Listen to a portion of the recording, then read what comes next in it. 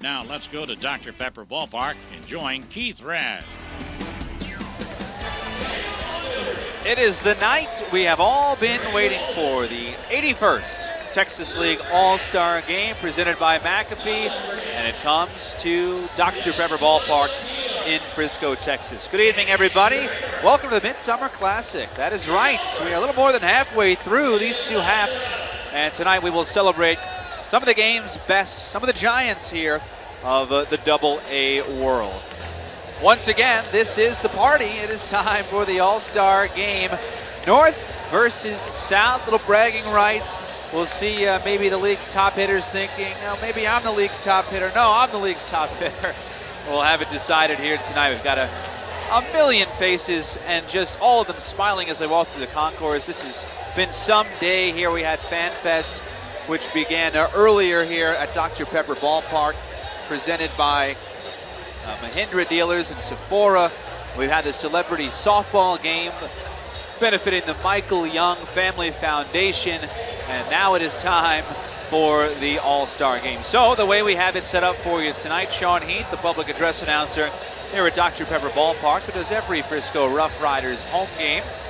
We'll be reading our starting lineups, and that is coming up here in just a couple of moments. The starters on both sides, I mean, just chock full of talent on every side. We have the league's best hitters, the guys that are hitting for power, the Ian Millers of the world, the Edwin Rioses of the world, and those arms on the mound. Rogelio Armenteros of Corpus Christi, Dakota Hudson of Springfield. Everybody is chock full and packed here at Dr. Pepper Ballpark tonight. Remember, some of these guys who are already on teams that have punched their ticket to the Texas League playoffs, which is coming up at the end of the year. In the first half, San Antonio's Missions, the Double-A affiliate of the San Diego Padres, they won the South Division, which of course will be home here at a South home ballpark, the home of the Riders. San Antonio won that first half, so they've already punched their ticket. And on the north side, it is the Northwest Arkansas Naturals, the Double-A affiliate of the Kansas City Royals, who are headed to the Texas League playoffs. So today, just an exhibition day, a chance for some guys to see how good they can be in front of some of the league's best, and we're happy to bring it here for you. The north side, of course, compiled by teams associated with the Dodgers. That's the Tulsa Drillers, Seattle Mariners, Arkansas Travelers, the St. Louis Cardinals Double-A affiliate, the Springfield Cardinals, and the Northwest Arkansas Naturals, again the affiliate of the Kansas City Royals. On the south side, the hometown boys here in this ball game, the Frisco Rough Riders, Double-A affiliates of the Texas Rangers. Corpus Christi Hooks, they are the affiliates of the Houston Astros. Midland Rockhounds, they're teamed up with Oakland, and of course the San Antonio Missions, those first place champions Missions, are with the San Diego Padres. And right now, a beautiful day here in Frisco, and fans have poured through the gates. Again, we open up here at 3:30, and it has just been wall-to-wall people bumping shoulder to shoulder, carrying chicken tenders and fries and cold adult beverages all along the concourse. We had some early music going, and again, that celebrity softball game, some former Double-A guys. Michael Young, one of the best Rangers of all time. He had his softball team beat David Murphy, of course, has now gone from the ballpark to the broadcast booth. And now we turn it over to Sean Heath, the public address announcer here for tonight's starting lineups. Assistant coach, Jared Clayhuber. Hitting coach, Leon Roberts.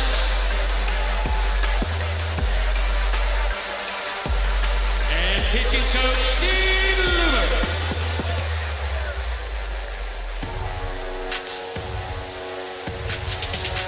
Now let's meet the reserves for the North Division. From the Northwest Arkansas Naturals, Pedro Fernandez. Jake Newberry. Sam Selman. From the Arkansas Travelers, Zach Curtis. Tyler Hurd. And Peter Doggo. From the Springfield Cardinals, Corey Baker. Anthony Garcia. And Matt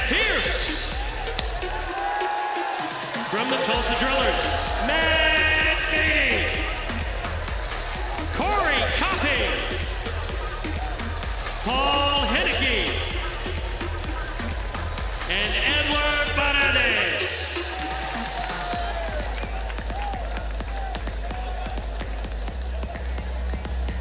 Now for the South Division All-Stars. From the coaching staff representing the Frisco Rough Riders, trainer Jacob Newberg. Strength and conditioning coach Wade Lamont. Assistant coach Carlos Maldonado. Hitting coach Jason Hart. And pitching coach Brian Schaus. Now let's meet the reserves for the South Division. From the Frisco Rough Riders, Ariel Jurado. Isaiah Kiner-Falefa. Shane McCabe. Cody Palmquist. Jose Trevino. And Colin Wild. From the Corpus Christi Hooks, Josh James. Jack Mayfield. From the Midland Rockhams, Sam Bragg. And the Sergi Rosa. From the San Antonio Missions, Ty France. Kyle Lloyd. Michael Kelly. Trey Winginter. And Eric Yardley.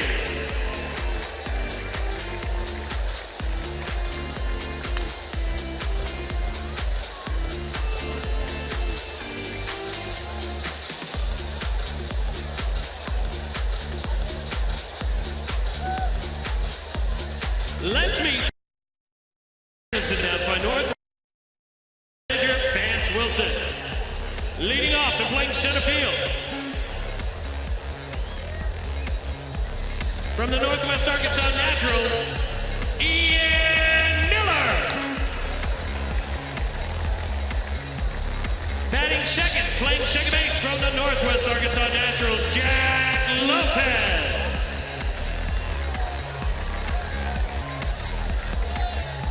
Hitting third, the right fielder from the Arkansas Travelers, Chuck Taylor.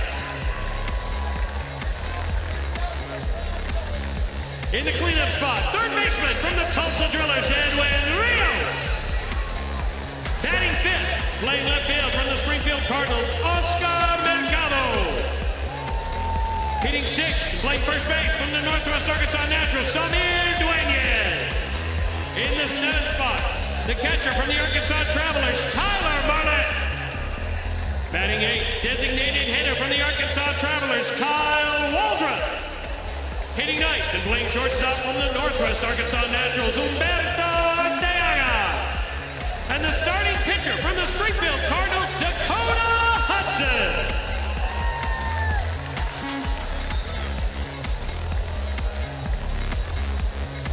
Now let's meet the South Division starters as announced by Frisco Rough Riders manager Joe Mikulik. Leading off and playing right field from the Corpus Christi Hooks, Drew Ferguson. Batting second, playing shortstop from the San Antonio Missions, Luis Urias. Batting third and playing third base from the Corpus Christi Hooks, J.D. Davis. Hitting cleanup and playing first base from the Corpus Christi Hooks, John Singleton. Batting fifth, playing second base from the Midland Rockhounds, Max Schrock. Hitting sixth and catching from the Corpus Christi Hooks, Garrett Stubbs. Batting seventh, left fielder from the Midland Rockhounds, B.J. Boyd. Batting eighth, the designated hitter from the Midland Rockhounds, J.P. Sportman. Batting ninth from the Frisco Rough Riders, center fielder Jose Cardona. And the starting pitcher representing the Corpus Christi Hooks, Rogelio Menteros. And ladies and gentlemen, there you have your 2017 Texas League All-Star. It is almost time for baseball. The 81st Texas League All-Star Game live from Dr. Pepper Ballpark. We welcome in now the voice of the Rough Riders, who tonight has to be a bit unbiased. Here he is. Here's Ryan Millard. You're the voice of the Texas League tonight, maybe? Yeah, I think that's good. That's big enough. Sounds good. Hey, we got some fun planned for you here this evening. 50 of the league's best, shining bright at Dr. Pepper Ballpark, and we are thrilled to be part of the ride with you here at home. Stick with us. Lots coming up this evening. Keith will be along with me for all the fun of the 81st Texas League All-Star Game presented by McAfee, and it's all coming your way in just a few moments right here on the Rough Riders Radio Network. Live coverage of the Texas League All-Star Game starts right now. The stars align tonight here in Frisco, Texas. It is the 2017 Texas League All-Star Game presented by McAfee, and it is on the way right here from Frisco's Dr. Pepper Ballpark for the third time in the 15-year history of this facility. Hello again, everyone. Happy Tuesday night, and thank you for joining us wherever you're listening or watching this evening. We are happy you are with us. I'm Ryan Willard, joined by Keith Rad. This is the 81st Texas League All-Star Game, with 50 of the game's brightest stars joining forces this evening. The starting pitcher tonight from the Corpus Christi Hooks is Rogelio Armenteros. Here are the numbers for the young Cuban righty, just 22 years old, and boy, he's having a fantastic year so far for the Hooks. 2-3 with a 1.93 ERA, second best ERA in the league, and tops among active pitchers in the circuit. 14 outings, 65 in the third innings, 14 runs on 49 hits. Arkansas's Ian Miller steps in to open up the festivities here this evening. And from the windup, Armenteros comes home. We are ready to roll. And the first pitch is down and away, ball one. Miller, a left-handed swinger, representing the Arkansas Travelers, and he's having a fantastic year as well. Miller swinging .339, top average in the league. Here comes a 1-0, and a fastball misses just low and away. 2 balls and no strikes to Miller. There are quite a few Travs in the lineup here tonight, 4 to be specific. We'll see Chuck Taylor a few batters away in the 3 spot this inning. Armenteros has his sign. The righty brings a 2-0, and Miller swings and fouls it away over the net to the left side of the park, and it is 2-1. Well, for those of you unfamiliar with Dr. Pepper Ballpark, welcome, first of all. It is 335 to each line here, 409 to dead center. The left field wall is a little bit taller than everywhere else. It's about 12 feet tall there, and 8-foot walls the rest of the way around. It's 2-1. Here's the wind of the pitch to Miller, and it's outside, ball 3.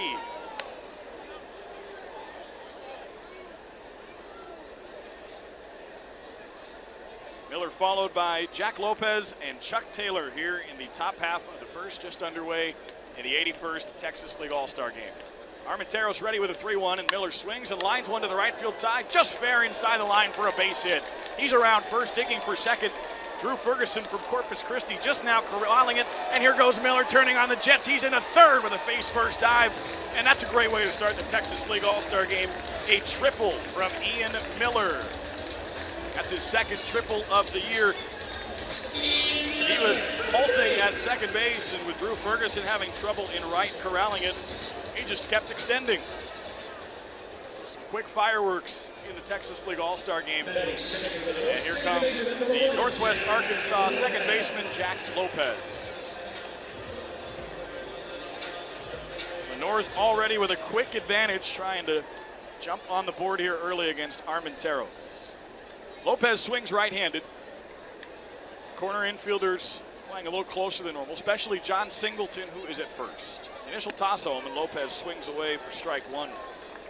Lopez with the Naturals, the Royals Double-A club, is hitting .279 so far in 63 games. He had both of his homers on May the 26th against Midland, and he has driven in 18 runs. Armenteros already in the stretch, trying to wiggle out of an early jam here in the top half of the first. He is ready with his next pitch. Here it comes to Lopez, and he swings and fouls this one over the net. It's quickly 0-2 on Lopez. Definitely not the biggest guy on the team physically. Just 5'9", 166 out of Puerto Rico. Facing Cuban native Rogelio Armenteros. Miller with his lead from third.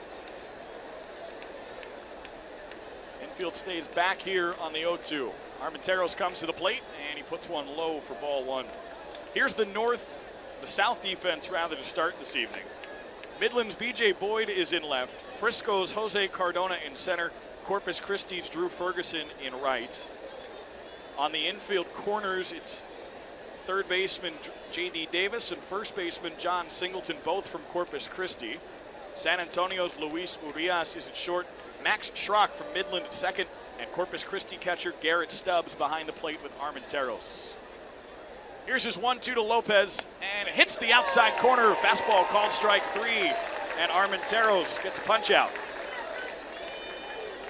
So after giving up the leadoff triple, Armenteros bounces back nicely, and that brings up Chuck Taylor. Taylor playing pretty darn close to home. Originally out of Arlington, Texas, went to Mansfield Timberview High School just down the road, and having a nice year so far. Switch hitter will go from the left side here. Very, very slight shift on for him. Armenteros out of the stretch comes home, and his first pitch is bent to the knees for a strike. This called by tonight's home plate umpire, Sean Allen. And unlike regular season Texas League games with a three-man crew, tonight we are playing with 4 black-shirted umpires.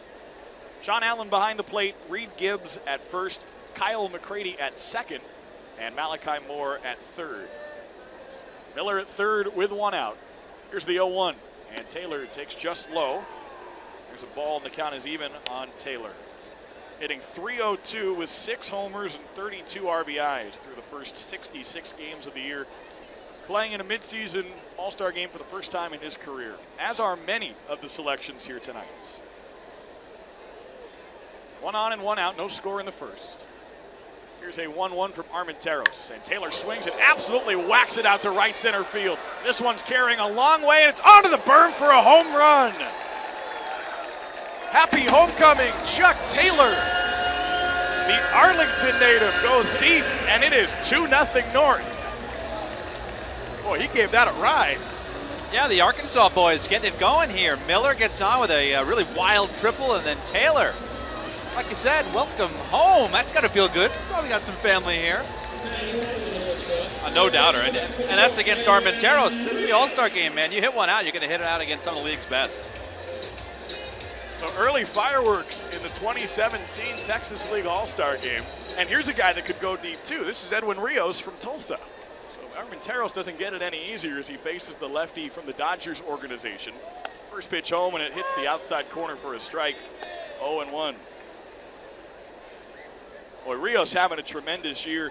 He's probably one of the players of the year so far up in the North Division and in the league.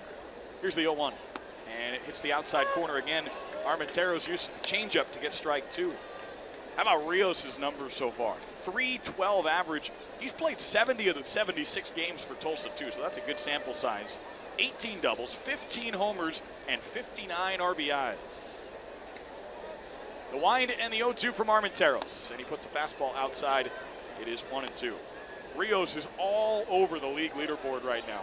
Second in homers, second in RBIs, second in slugging, tied for the league lead in extra base hits, and a third best home run to at-bat ratio in the league. 1-2, and he swings and rolls it foul to the area behind home plate, and it stays a ball and 2 strikes on Rios. Another guy in his first career midseason All-Star game, which is a little surprising given his history, but he didn't play very long in the California League last year. His numbers were tremendous there. He just didn't get there fast enough. Armenteros ready. Here's a 1-2, and it's cut through and missed. Rios down on strike. So Armenteros has given up a couple extra base hits, but he also has a pair of strikeouts in the early going. And that brings up the 5-hitter. It's Springfield's Oscar Mercado. Mercado, the league leader in stolen bases, having a nice year as well, hitting .320. That is third best in the league. 7 homers and 25 RBIs. The fifth-year pro from Tampa, Florida, stands in with 2 outs, nobody on. The North already up 2-0. First pitch from Armenteros. He swings and fouls it to the right side into a sea of waiting hands.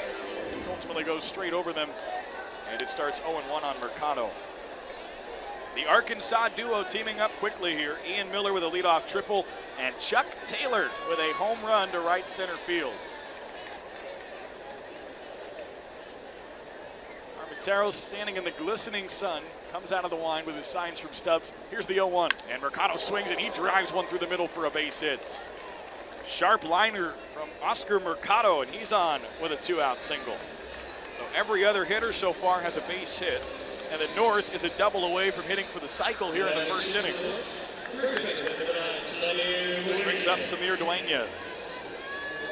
We talked about it with Armenteros. He is really hard to hit in regular season play, at least. Opponents hitting just 207 against him. 49 hits in 65 and a third innings so far in the regular season. The North so far teeing off on him. So here's Dueñas, the big lefty. First pitch his way, and it's up and away for ball 1. And the problem for Armenteros, I mean, you know, he's facing hitters 1, 7, 8, or whatever, but they're all 3 hitters. I mean, these guys are all the best on their team, so it's, you know, it's not like, okay, we got Edwin Rios, now we can take a breath. I mean, it just goes on and on. Dueñas no easy out. Here's the next to him, and it's outside for a ball, 2-0. And Armenteros not the only one that has to go through this tonight. No. Everybody will. I mean, you look at these lineups, especially on the south side. B.J. Boyd is hitting 7th. Jose Cardona is hitting 9th. Both those guys are typically leading off for their clubs. Tyler Marlette's hitting 7th for the North. He's typically right in the middle of the order, too. 2-0. And Dueñas swings and ropes one foul behind the plate. And it is 2-1 on Dueñas. Had a really strong start to the year. He's cooled off a little bit since. Overall hitting 268, 10 homers and 45 RBIs.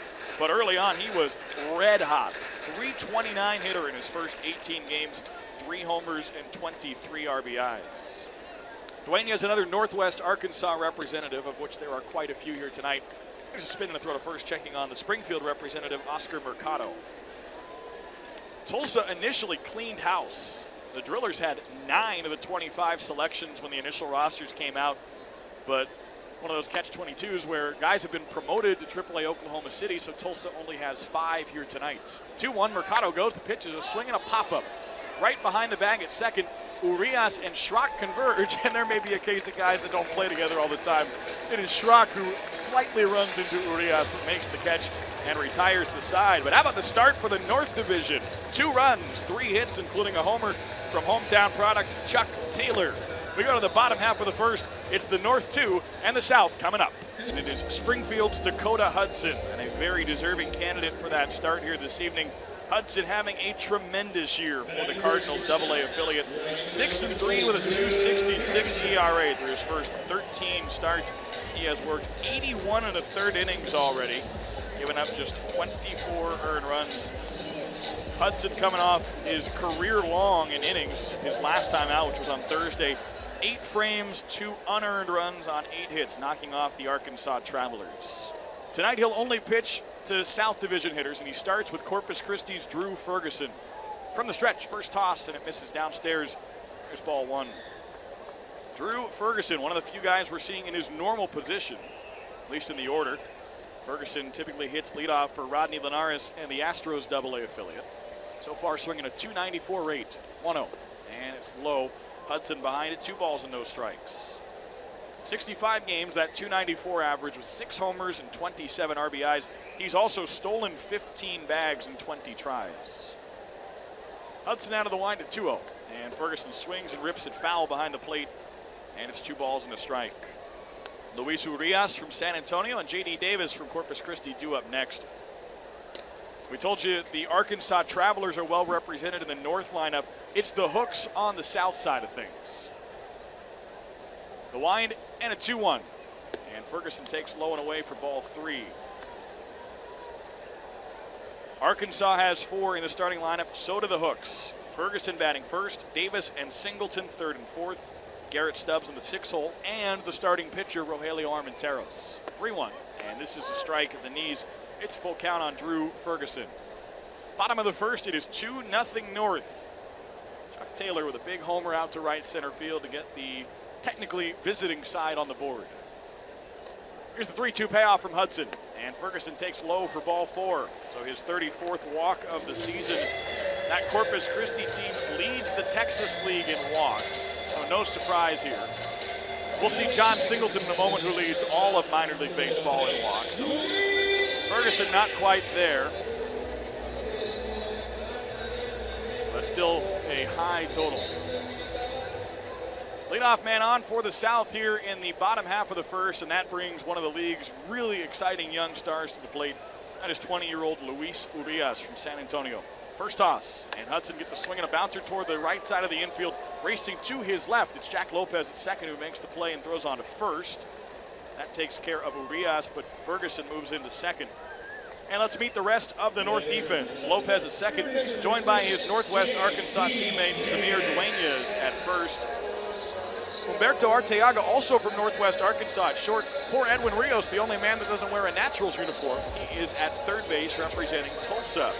In the outfield, it's Oscar Mercado from Springfield. Ian Miller in center represents Arkansas. Chuck Taylor also represents Arkansas out in right. And the catcher is also from Arkansas. That's Tyler Marlette.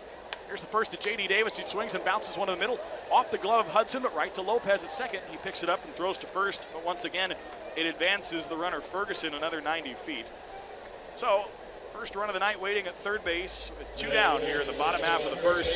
And another man wearing a Hooks uniform. Here is John Singleton.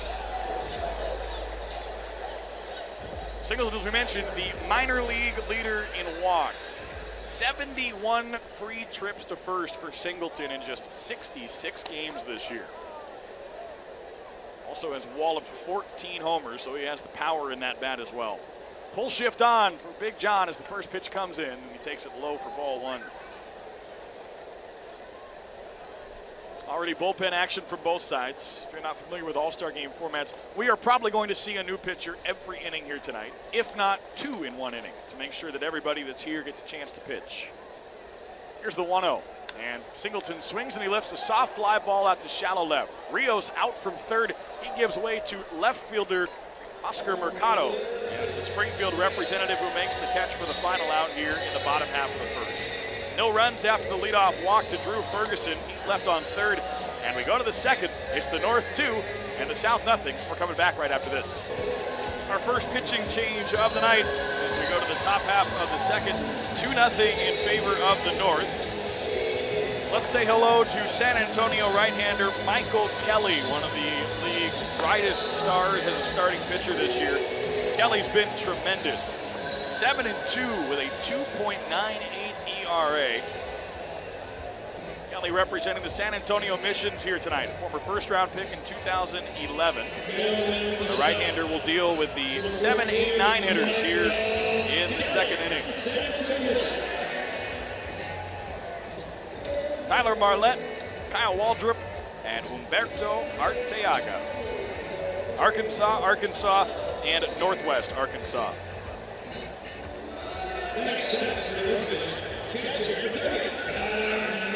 So here's Marlette. He is becoming one of the budding stars in the league. Marlette, all 7 of his homers in the last 24 games. Tyler hitting .285 on the year with 47 RBIs. Big right-handed swinger out of Florida waits for Kelly. First pitch, and he swings and fouls it up the third base side, foul, and it is 0-1. 2 Floridians right here. Marlette out of Oviedo, and Michael Kelly currently resides in Delray Beach, both in the Sunshine State. Marlette wearing his gray vest-style Arkansas uniform as the 0-1 comes in, and he takes it low and away, ball 1. Rogelio Armenteros got the first inning. That was on the south side of things. Gave up the run on 2 runs rather on 3 hits as the North up by 2. 1-1, and Marlette swings away. This one over a curve for a strike, and it's 1-2. Marlette probably most noticeable with his big load in his swing. It's one of those that can lead to some kind of not so pretty swings like that, but it also can lead to some mammoth shots. Here's the wind and the 1-2 from Kelly, and Marlette swings away. He misses, but this ball rolls away from Garrett Stubbs, and Marlette will make it to first on the drop third strike. So leadoff runner for the North Division here in the second inning. Kelly picks up another strikeout. He is the league leader in Ks with 91 in the regular season. This one, though, does not get him out number 1. It is a wild pitch against Michael Kelly, and leadoff runner on for Kyle Waldrop. We talk about Marlette's power. For those of you that know this league a little bit, here are some comparison points for you. Get that after the first to Waldrop. Here it comes to the lefty, and it's up and away, ball one.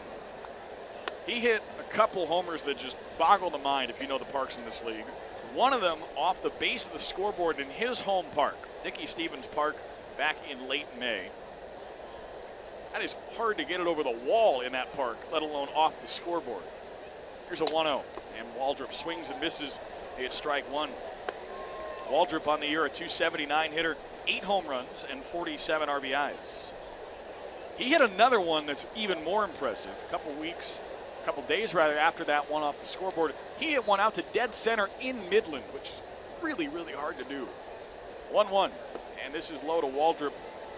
2 balls and a strike. Into the batter's eye in Midland, which is really far away. It's 410 just in distance, and then the wall's about 15 feet tall as well. And he did more than just clear it. He put it into the trees, which are a little beyond that wall. 2-1, and Waldrop swings and lifts a soft pop-up to the left side of the infield. Third baseman J.D. Davis comes out of the infield grass, and he makes the catch over his left shoulder, and that gets out number 1. So Waldrop set aside, Marlette stays on first, and here is Humberto Arteaga.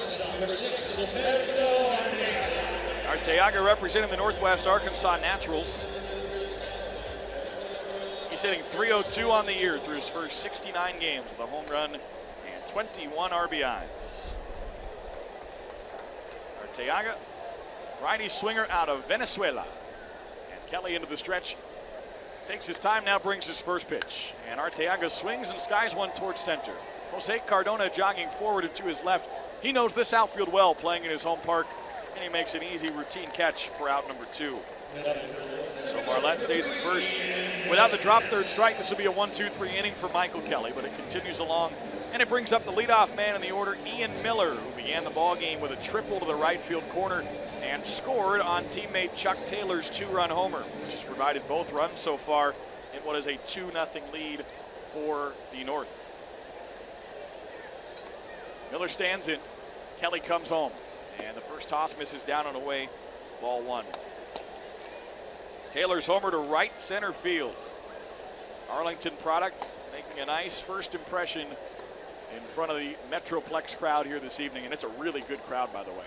1-0, and this is at the knees toward the outer half. Called strike on Miller, lefty swinger, and it's 1-1.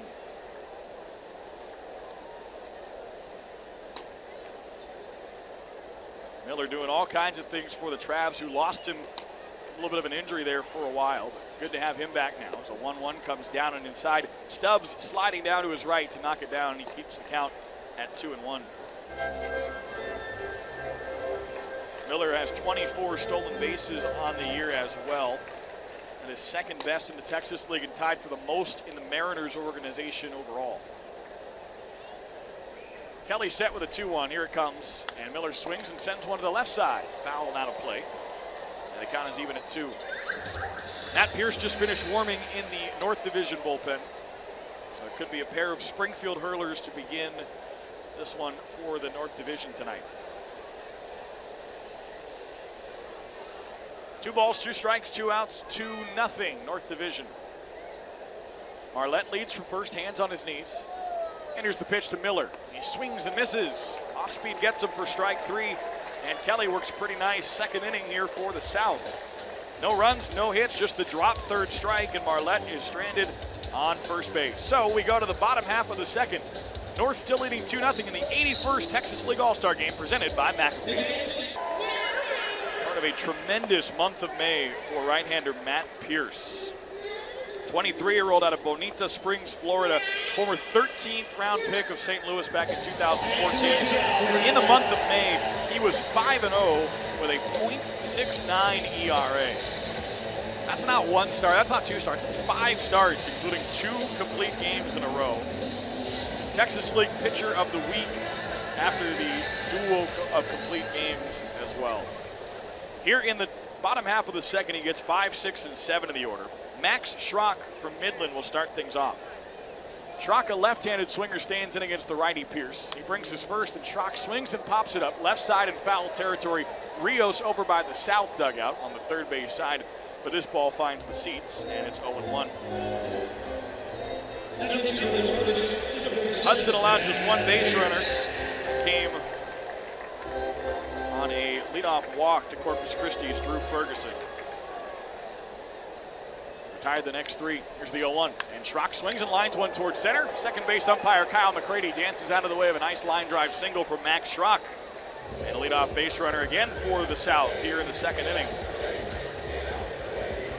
Schrock, who is hitting .302 on the year, just keeps rolling right along. And here comes Garrett Stubbs.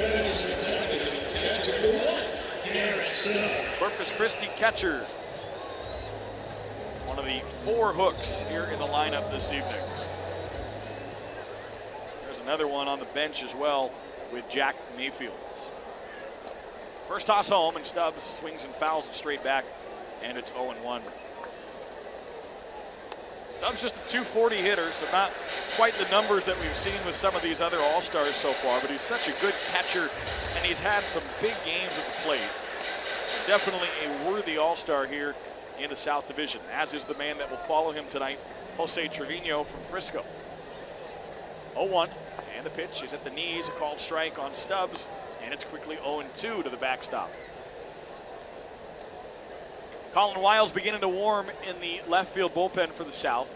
Looks like he will go in the 3rd and represent the hometown Rough Riders. 0-2. Schrock gets a lead from first. Here's the pitch to Stubbs, and he swings and golfs one foul to the left side out of play, and it's 0-2. Speaking of golf, that was one of the options available to the guys this morning. All kinds of festivities so far here for the Texas League All-Star Game presented by McAfee with golf this morning. Other folks had a chance to visit the nearby Children's Hospital.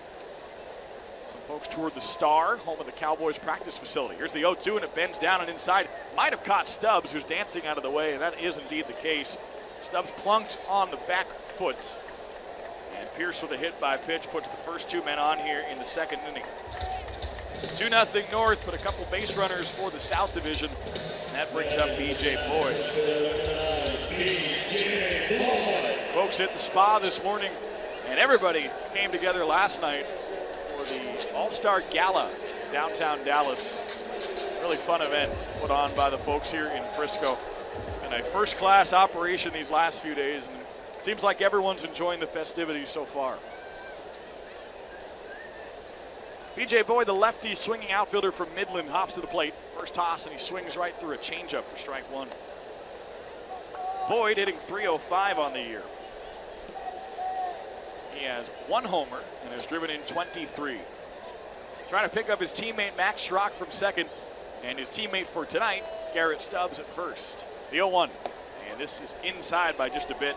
Pierce misses, and it's even at 1. It's one of the fun things about the Texas League All-Star Game, or the blank All-Star Game, wherever you go, is it gives guys who are playing against each other in this league, for example, 32 times a year, a chance to play together. 1-1, and Boyd rips right through a pitch outside. He's behind it 1-2. I don't know, a closer league in terms of seeing guys so much. I mean, you saw so many Midland, Frisco guys talking to each other, and Corpus and San Antonio, because like you said, they see each other every single day. There's not too many options when you're playing divisional opponents. 1-2 runners get their leads in the pitch. Boyd takes low and in, ball 2. And even in some of the other leagues that have 8 teams or 10 teams, that's not the case. It's either a balanced schedule in some of those where you get maybe 20 games a team. In this case, though, 32 games against 2 of the 3 divisional opponents and 28 against the other. They play the other division 12 times throughout the year. Here's the next to Boyd. He swings and rockets one to the outfield for a base hit. Schrock coming around third. He'll score. This ball rolling all the way to the warning track. Garrett Stubbs coming all the way from first. Throw to the plate, not coming. Tie game. B.J. Boyd with a 2-run double. And the South is pulled even at 2 apiece. Ball that just kept rolling and rolling and rolling into the gap. Boyd, who has 23 regular season RBIs, collects a pair here, and this ball game all evened up. Schrock able to score easily from second. Stubbs motoring all the way from first without a play at the plate. The South tagging Matt Pierce, who does not give up a ton of runs. We saw this with Rogelio Armenteros in the first inning as well. 2 guys with exceptional ERAs that have been hit hard in their inning tonight. Here's J.P. Sportman. And the first toss from Pierce is outside, ball 1. Sportman also from the Midland Rockhounds. 3-time defending Texas League champions. a .280 hitter, 6 homers and 41 RBIs. Righty swinger stands in, 1-0. And he swings and drives it foul to the net behind the plate. Count is even on Sportman.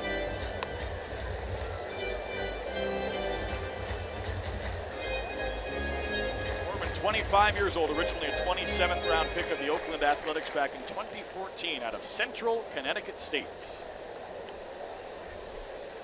Tries to pick up teammate B.J. Boyd from second and give the South their first lead of the night. Here's the pitch, and a 1-1, a swing and a roller softly to the right side. Pierce can't get it. First baseman Dueñas picks it up, tries to flip behind under the bag, but there's no play. Sportman beats out the infield single. That's 4 consecutive base runners to begin this bottom half of the second for the South. Boyd moves down to third on the play, and here comes the hometown kid, Jose Cardona. The only Rough Rider in the starting lineup here this evening. Cardona hitting .294 on the year, 5 home runs and 29 RBIs. It's a 2-2 game here in the bottom half of the second. The North scored its 2 runs in the top of the first on a 2-run homer from Chuck Taylor. The South, meanwhile, has just plated 2 on the 2-run double from B.J. Boyd, and Cardona has a chance to give the home squad the lead. Pierce takes his signs from catcher Tyler Marlette. Out of the stretch, here's his first. And a big bender cut through and missed by Cardona. He left a big slow curve there. And Cardona read it, but he just couldn't hit it. Cardona, righty swinger out of Mexico. He and Luis Urias, the 2 Mexicans on the South Division roster. 0-1. And he swings and bounces one to third, could be 2. Picked up by Rios, he goes to Lopez for 1. On to first, double play. Matt Pierce gets a couple outs here, but he also gives up a run as Boyd comes in to score. South has a 3-2 lead. No RBI for Cardona, but he helps bring in the go-ahead run. And it's a 3 spot for the South so far here in the second. Brings up the leadoff man, Drew Ferguson, for the second time tonight. Ferguson drew a leadoff walk in the first inning against starter Dakota Hudson. And now facing another man wearing a gray Springfield uniform. It is Matt Pierce. His first home is a strike at the knees to Drew Ferguson, and the count starts at 0-1. These Springfield Road uniforms look pretty much like their parent club, as is a lot of gear with that Springfield organization in general. Here's the next to Ferguson. He swings and rolls a foul to the third base side, and it's 0-2. Springfield written on the front, the 2 birds on the yellow bat. Signature look for the St. Louis Cardinals, who own Springfield, which is why you see the same branding all over. 0-2, and this one down in the dirt. Good take by Ferguson, and it's 1-2. Alongside Keith Radd, I'm Ryan Rillard. Thank you for joining us this evening for the 2017 Texas League All-Star Game presented by McAfee. 81st running of this game, 3rd time it has been here in Frisco. The wide and the 1-2 from Pierce. Ferguson swings and drives one to the right side, heading toward the line, falling, and it's just foul. Ferguson missed it by a couple feet, and the count remains 1-2. Game previously here in 2005 and 2009. Texas League All-Star Game last year was put on by the Springfield Cardinals. South Division ended up winning that one. And the game MVP was Frisco's Ryan Cordell.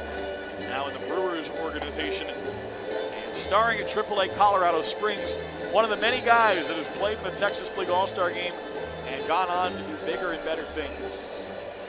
Many, many alums in the major leagues. Still 1-2. Here's the pitch from Pierce, and Ferguson swings and chops one over the mound behind the bag at second. Lopez, a nice backhand play, throws to first. It is just late though. Ferguson beats out the infield single. Nice play by Lopez, though, behind the bag at second. He did everything he could on that play to throw out Ferguson. He just missed. So another hit for the South here in the second. South has 4 hits in the frame and has been hit by a pitch. 2-run double from B.J. Boyd and a double play ball that brought in a run to give the South squad a 3-2 lead. So here is Urias again. Righty stands in the first toss. Strike at the knees. Fastball from Pierce gets across, and it's 0-1. Urias started the year at age 19. Did not turn 20 until June 3rd. He was the California League MVP last year, just 19 years old. 0-1. And this bender is low from Pierce. Hits a ball and a strike. Colin Wiles continues to throw for the South, representing Frisco. And meanwhile, Arkansas lefty Zach Curtis is going for the North. 1-1. And a swing and a bouncer toward third. Backhanded near the line by Rios. He goes to second base. Cuts down the lead runner, Drew Ferguson, for the final out of inning number 2. But 3 runs on 4 hits. No errors and a man left on for the South Division. It takes a 3-2 lead in the top half of the third. Stay tuned. My good friend Keith Rad takes us through the third and fourth as we continue our coverage of the 81st Texas League All-Star Game presented by McAfee. The Midsummer Classic here in Frisco at Dr. Pepper Ballpark. We welcome you back here. All eyes in the Texas League right here in Frisco. The South now has a 3-2 lead over the North. B.J. Boyd, a big part of that. Midland Rockhounds outfielder B.J. Boyd with a game-tying 2-run double. And then Frisco's Jose Cardona grounded into a double play, but brought in a run. So the hometown man, Colin Wiles, part of the Frisco Rough Riders, takes the mound for the South Division at the top of the third inning, and he will face Jack Lopez, Chuck Taylor, and Edwin Rios. Third arm used tonight by Joe Mikulik, Frisco skipper managing this South Division squad. So he's given his boy Wiles a shot here in the third inning. The righty twists, turns, and fires the first pitch and misses outside of Lopez for ball 1. Game began with a bang in the first inning. Chuck Taylor was on deck. Hit a 2-run shot against Corpus Christi's Rogelio Armenteros. 1-0. Lopez hits one up towards the middle. Urias is in the area, but it scoots on past him and into center field for a little seeing eye single. So Lopez of the Northwest Arkansas Naturals is on base here against Colin Wiles. Wiles has been Mr. Reliable for Frisco this year. 6-4 with a 3.83 ERA. 57 strikeouts, only 10 walks. Leads Double-A in that category. Walk rate near 3%, a career low for him. So a guy who controls the ball, controls the strike zone very well. There's Chuck Taylor, who homered in that first inning. Wiles' first pitch drops in for a called strike 1. The South has a 3-2 lead over the North. Wiles following Michael Kelly of San Antonio and Armenteros of Corpus Christi. Righty to the lefty. Wiles kicks and deals. Taylor takes low for ball 1. So we've seen 2 big pitchers, Rogelio Armenteros of Corpus Christi. Got hit pretty hard with that 2-run shot in the first inning. And then Matt Pierce, who's been virtually untouchable on the north side, he gave up 3 runs in the second inning. 1-1 pitch, there goes the runner. The throw to second base by Stubbs is in time. Lopez cut down heading to second base. And that's Garrett Stubbs. You know, I love the All-Star game because there's good ball players all over the joint. Garrett Stubbs, who leads the league in percentage of base stealers thrown out, gets another one here and gets Jack Lopez. Stubbs on the year, 42%. 2-1. Taylor bounces it to the right side. Singleton covering, throws to first base, and Wiles is there to step on the bag. Singleton made a nice job on that ground ball to his right. Wiles covered for the second out. So unfortunately, though, for Garrett Stubbs, these numbers won't translate. They won't carry over at all, but the Texas League and all of the scouts in attendance here are on notice with Garrett Stubbs. So nobody on here for Tulsa's Edwin Rios.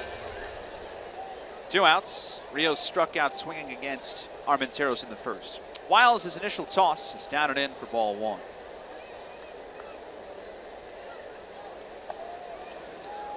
So I mentioned the home run from Taylor. That put the North on the board.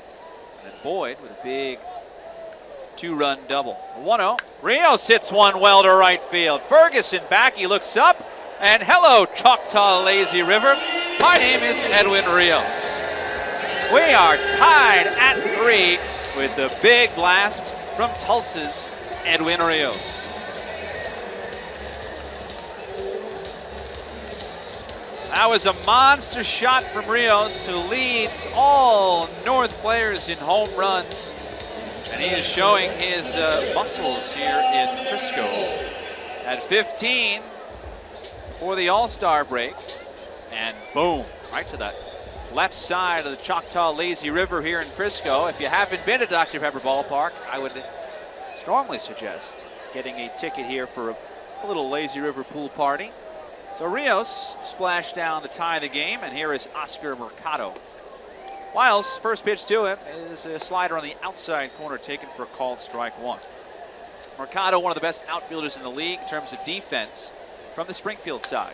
Next pitch bounced toward third, right at Davis. The one hopper, he plays into his glove and sends a missile to first in time to his teammate John Singleton. Both Corpus Christi guys hook up here in the third inning to end the frame. But the solo shot from Rios ties the game here for the North. And after 2.5 here from Dr. Pepper Ballpark, the North 3 and the South 3. Here in Frisco, Texas, third time that the Frisco Rough Riders have hosted the Texas League All-Star Game. We welcome you back. It has been a wild first few innings. 3-3, the North and the South. A couple of home runs in this game, both on the north side, hit by Chuck Taylor of Arkansas, and then Edwin Rios just homered to tie the game. The South getting into a little bit of a rhythm in the second inning with 3 runs. And now the South continuing here on the offensive side in the bottom of the third. And they'll face Sam Selman, the lefty from Northwest Arkansas. Austin, Texas native, a little bit closer to home than Springdale, where the Naturals play. Selman, who's been really great on the relieving side, faces J.D. Davis of Corpus Christi. Here we go, bottom of the third. First pitch is outside for ball one to Davis. Davis bounced out his first time. A home run king in the Texas League. Has not homered yet, of course, but the guy on the north side, Edwin Rios, who has 15 bombs, he showed his hand. We'll see what Davis does here. The 1-0 way inside, and Davis takes for ball two. Well, Rios hit a bomb out to right center field. Davis can hit him long as well.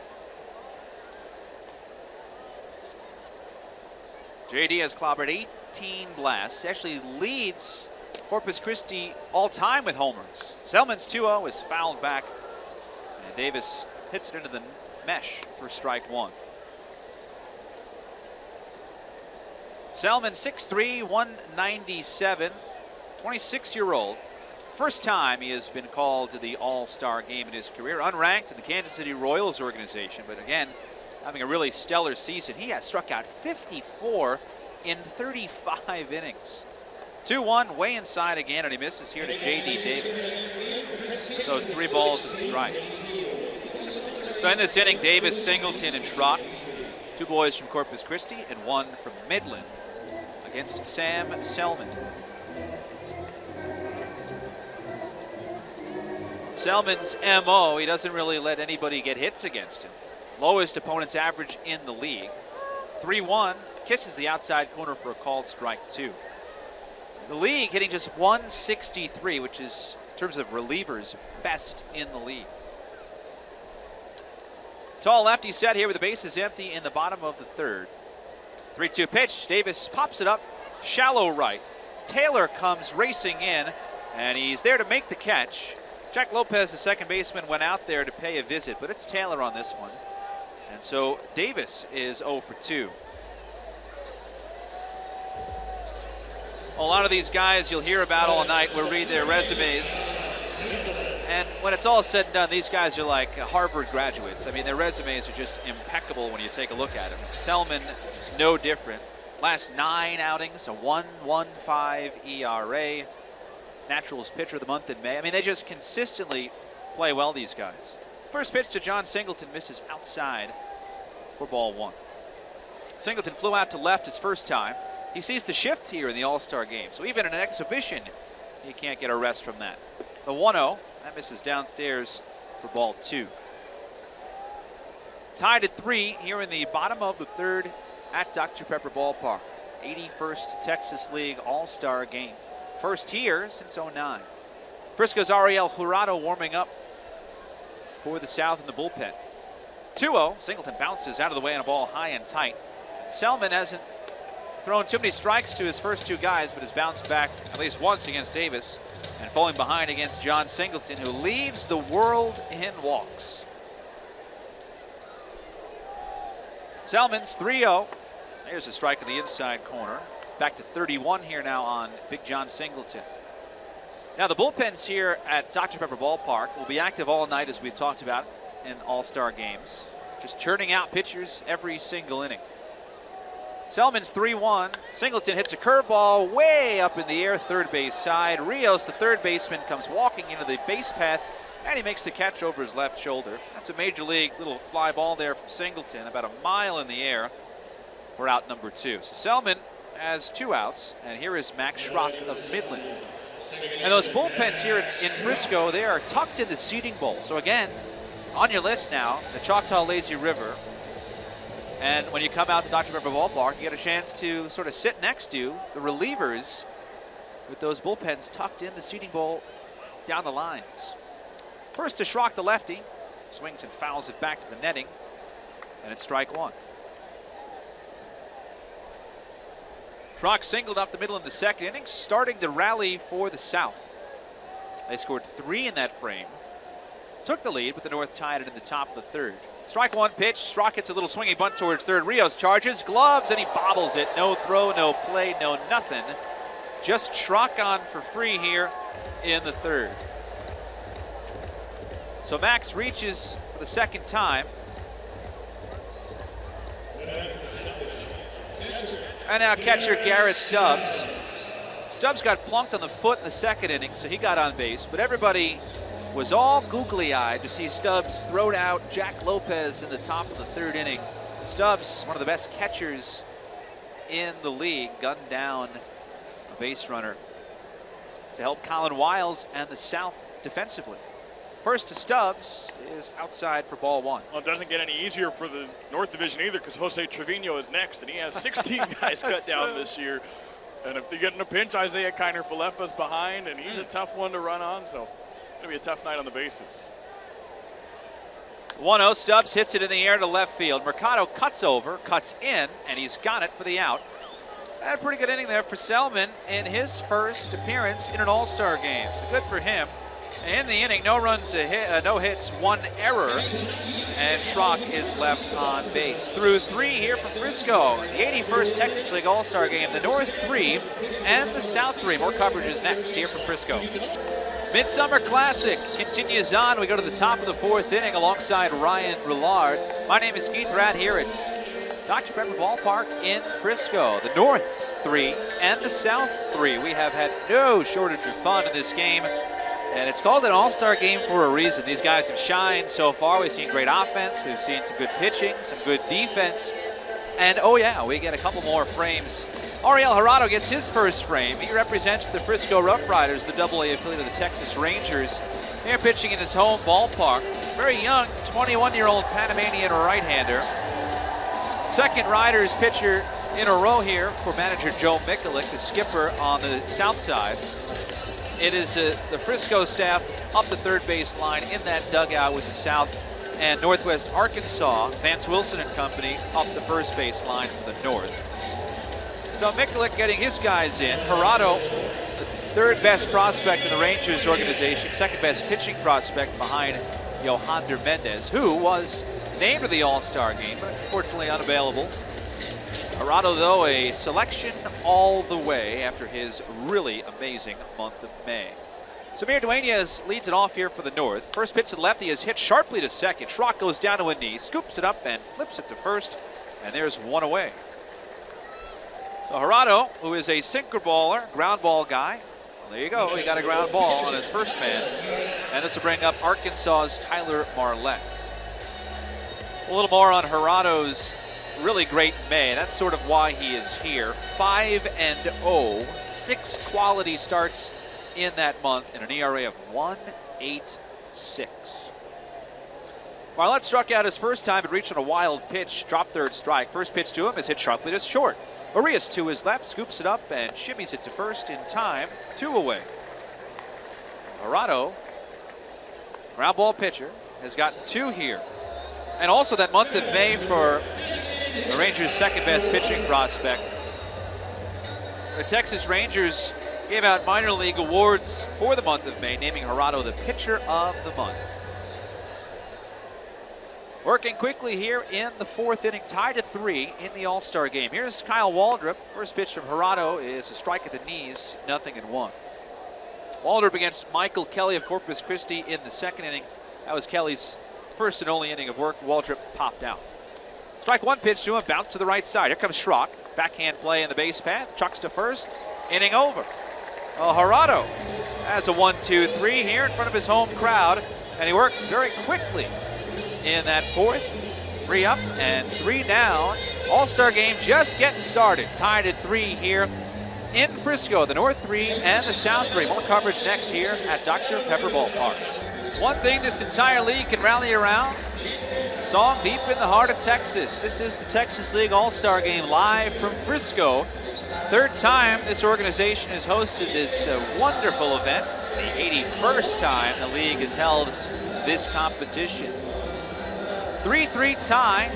Back here in the broadcast booth alongside Ryan Rillard. Keith Rad with you. Edward Paredes comes on, the second year All-Star. Was a Texas League star last year.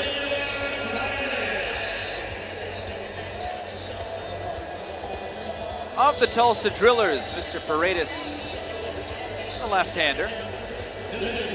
30 years old, very experienced, but very, very good.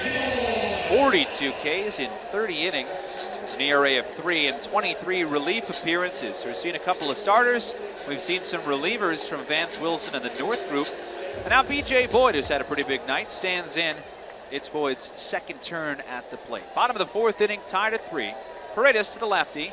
Boyd swings and chops one foul behind home plate for strike one. It was 2-0 North until Mr. Boyd popped the double to right center field to tie the game. South went on to score an extra run, took the lead, but then Edwin Rios' blast to right center field has us tied. Boyd waves his bat, the strike one pitch, swings and misses. A good breaking ball from Paredes down and away. Paredes also unranked in the Dodgers organization, but has not had a season that you'd think he wouldn't be on that list. He has been really good. Of course, no mistake why he's here for the second time. Ahead 0-2, pitch. Boyd swings and hits one past the dive of Jack Lopez, and it trickles into center field. So BJ has a pair of hits, a double and now a single, and he squeaks it by Jack Lopez, who is a very tough second base with a lot of good range.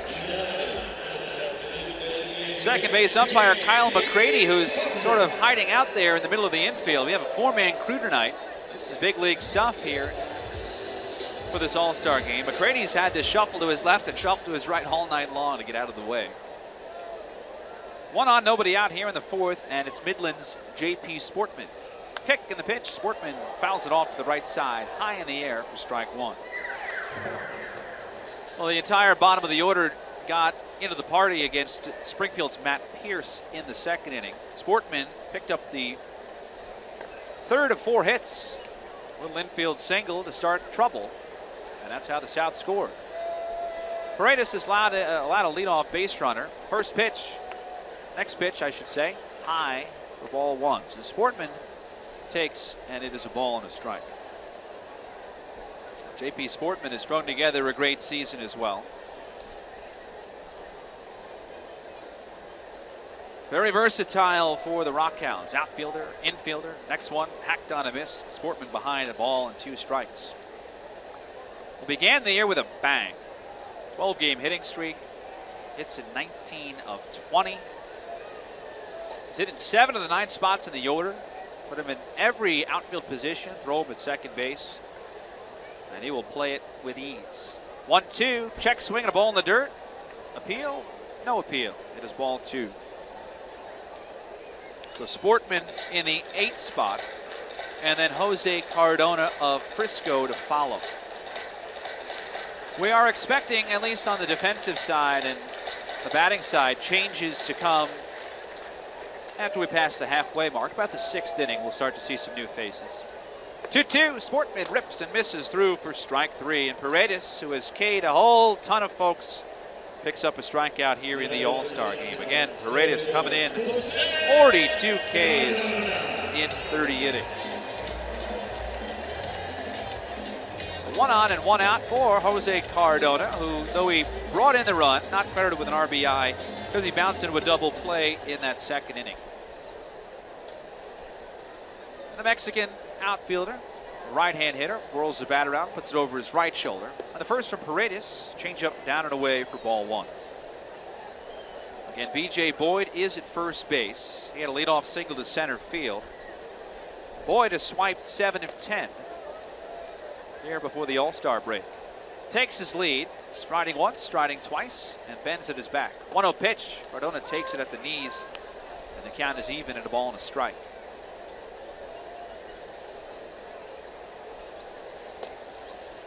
The North, that first half division title went to the Northwest Arkansas Naturals, covering most of the infield here tonight. 1-1, Cardona bangs it foul, third base side for strike 2. Alberto Arteaga at short, he's a natural. So is Lopez at second, Samir Dueñez at first base. And that crew went on a pretty big run at the end to sort of split away from a very tight-knit group. Springfield, Tulsa, and Arkansas really were all in the mix. But the Naturals came away with that first half crown, and they are headed to the playoffs. 1-2 is down and in. Cardona about a quarter of his swing, but he held up. So the count even on the number 21 prospect in the Rangers organization, according to Baseball America. Tied at 3 here in the bottom of the 4th inning. Back and forth contest. Cardona hops back in slowly. Paredes is set. The lefty fires away and just misses with the fastball on the outside corner to run it full. Well, I mentioned the North. Well, the South, that's San Antonio. They won the first half title mostly because they had one of the best pitching months I think any team has had in a long time. They led all of minor league baseball in ERA in the month of May. 3-2, foul to the plate. Cardona stays alive. And you see that with some of the lists and the faces tonight. We saw Michael Kelly, Kyle Lloyd, who threw a no-hitter. He is also set to pitch. And really their bullpen, which has been phenomenal. Eric Yardley, Trey Wingenter. We'll see those guys a little later on. But I'm sure the conversation in the dugout with Frisco, Midland, and Corpus Christi is, all right, it's up to us. The chase is on here in the second half. B.J. Boyd chatting up there with Samir Dueñez at first. He takes his lead, 3-2, misses inside. Cardona, in front of his hometown friends, reaches on a walk. Talk about that San Antonio bullpen. There are guys that could have been here too that aren't. Oh yeah. Look at a guy like Chad Nading over there that I think would have been a very worthy selection. And he's just one of the few. And I think that's the tough thing with an all-star game like this is there are so many talented prospects in this league. And you look at especially some of the guys that came up midway through the year that could be all-stars maybe in one league or another, but didn't get here fast enough. So that's one of the tough things in this is you only can get 50 in here. First pitch to the next batter, Drew Ferguson, misses in tight for ball 1. I mean, Brad Wick is a name that comes to mind too, and these guys are becoming, at least household names around here because they've been pitching so darn well. If only San Antonio's bullpen could just have one of the all-star spots, then you have 24 more. Yeah, pretty much. 1-0, Ferguson rips one to right center field, dropping fast, and it falls for a base hit. Boyd is sent around third base and then holds on. Joe Mikulik put the brakes on him as Chuck Taylor's throw came in. That to second base. And maybe Mikulik, who I tell you during the regular season, boy, he's freewheeling on that arm. Tonight, a little more conservative. Now Ferguson gets himself on base, get this, for the third time. No wonder he's an all-star.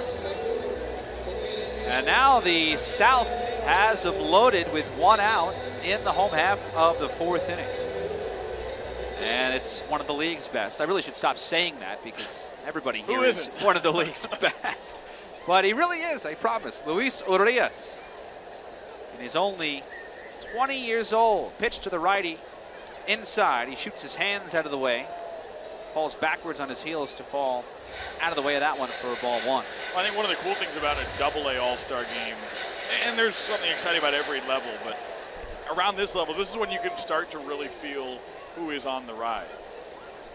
1-0 misses inside for ball 2. In this case, Urias is still just 20 years old. But you start to look at a guy like him, or you look at a guy like J.D. Davis of Corpus Christi. We've seen Edwin Rios tee off again here tonight. You start to see it with these guys, and we've talked about the history of this game and all the big names that have played here. You start to wonder who could be next. 2-0, Urias hits one, a little blooper to center, and it drops in for a base hit. Boyd's in to score, and the South breaks away, at least for the moment, to take a 4-3 lead.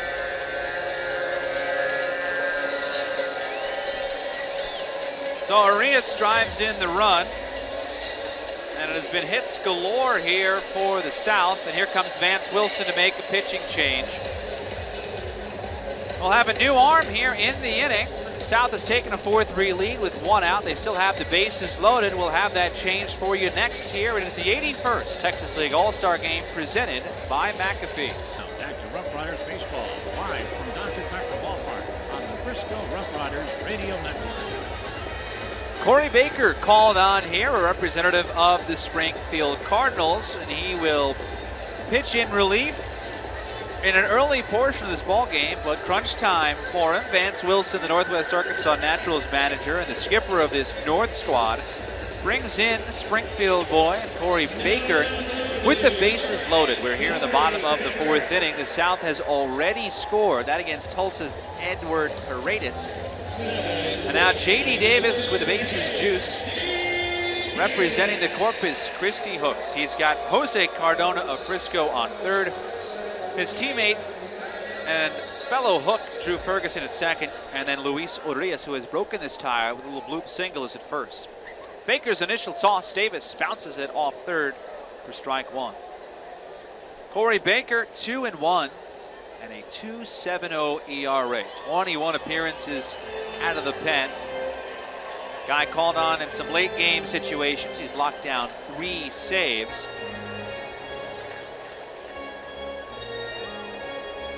We've seen some relievers so far. Selman of Northwest Arkansas, Paredes, who started this inning, and now Baker, after his teammates, starters Dakota Hudson and Matt Pierce, started the game.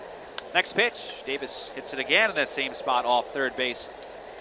And a couple of the training staff in the third base dugout has now seen 2 foul balls come their way with J.D. Davis at the plate, so they walk down the steps for at least this at bat.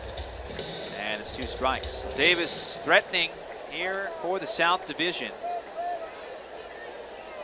Baker comes set, runners have their leads with just 1 out. 2-strike pitch is punched up in the air behind home. Tyler Millette, the catcher, takes the mask off and turns around, but it's in the seats behind him, way out of play, and it remains 0-2. So North pitching here, getting a taste of just what it's like to face these Corpus Christi Hooks on a daily basis. They have Ferguson, who gets on base all the time. He's at second. And then when Ferguson gets on, you have to do with the likes of J.D. Davis and the man on deck, John Singleton.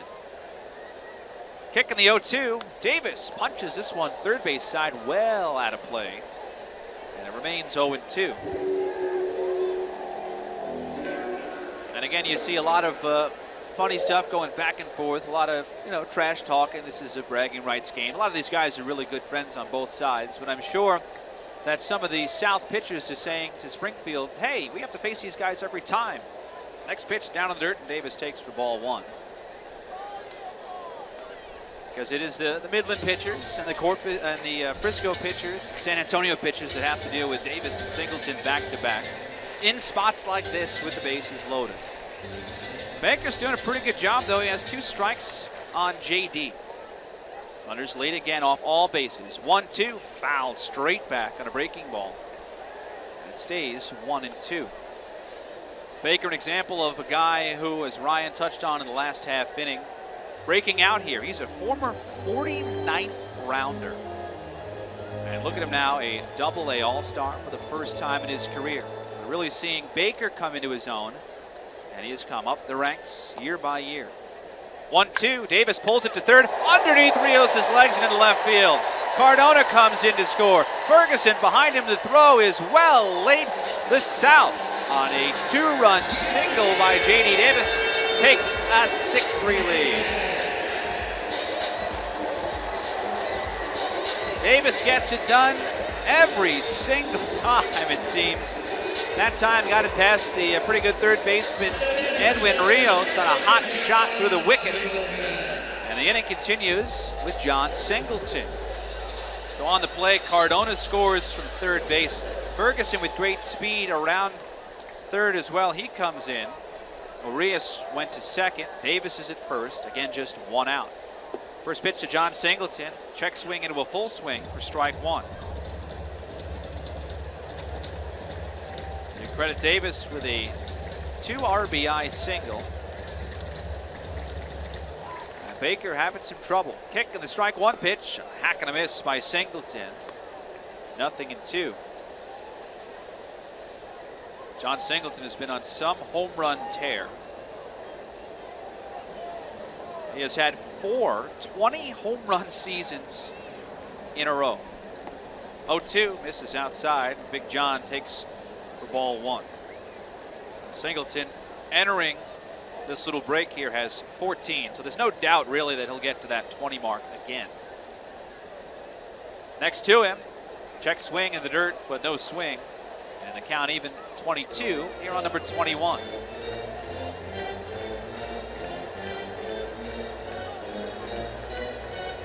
John slowly back in, taps the plate, rocks back. Here's the 2-2, downstairs for ball 3. So Baker here, who is called on to pitch in the All-Star game, great. Called on to pitch in a bases loaded situation. Has to deal with 2 of the best. 6-3 South lead. 3-2 pitch, a wave and a miss, and Singleton down on strikes. So Baker gets his the second out of the inning. And here in the fourth, the South still threatening. Max Schrock stands in with runners at first and second.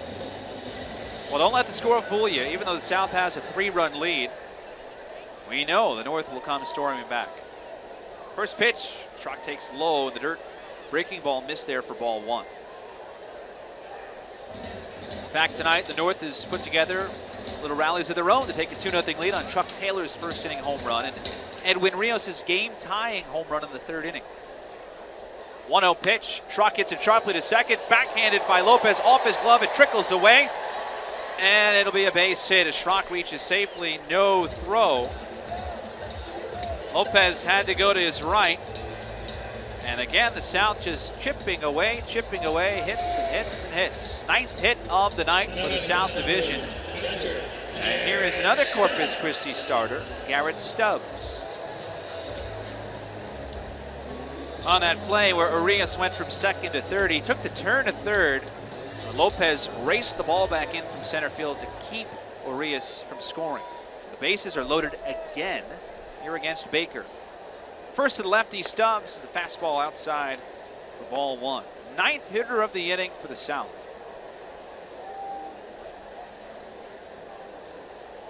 Stubbs tonight hit by a pitch and scored, and he's flown out to left.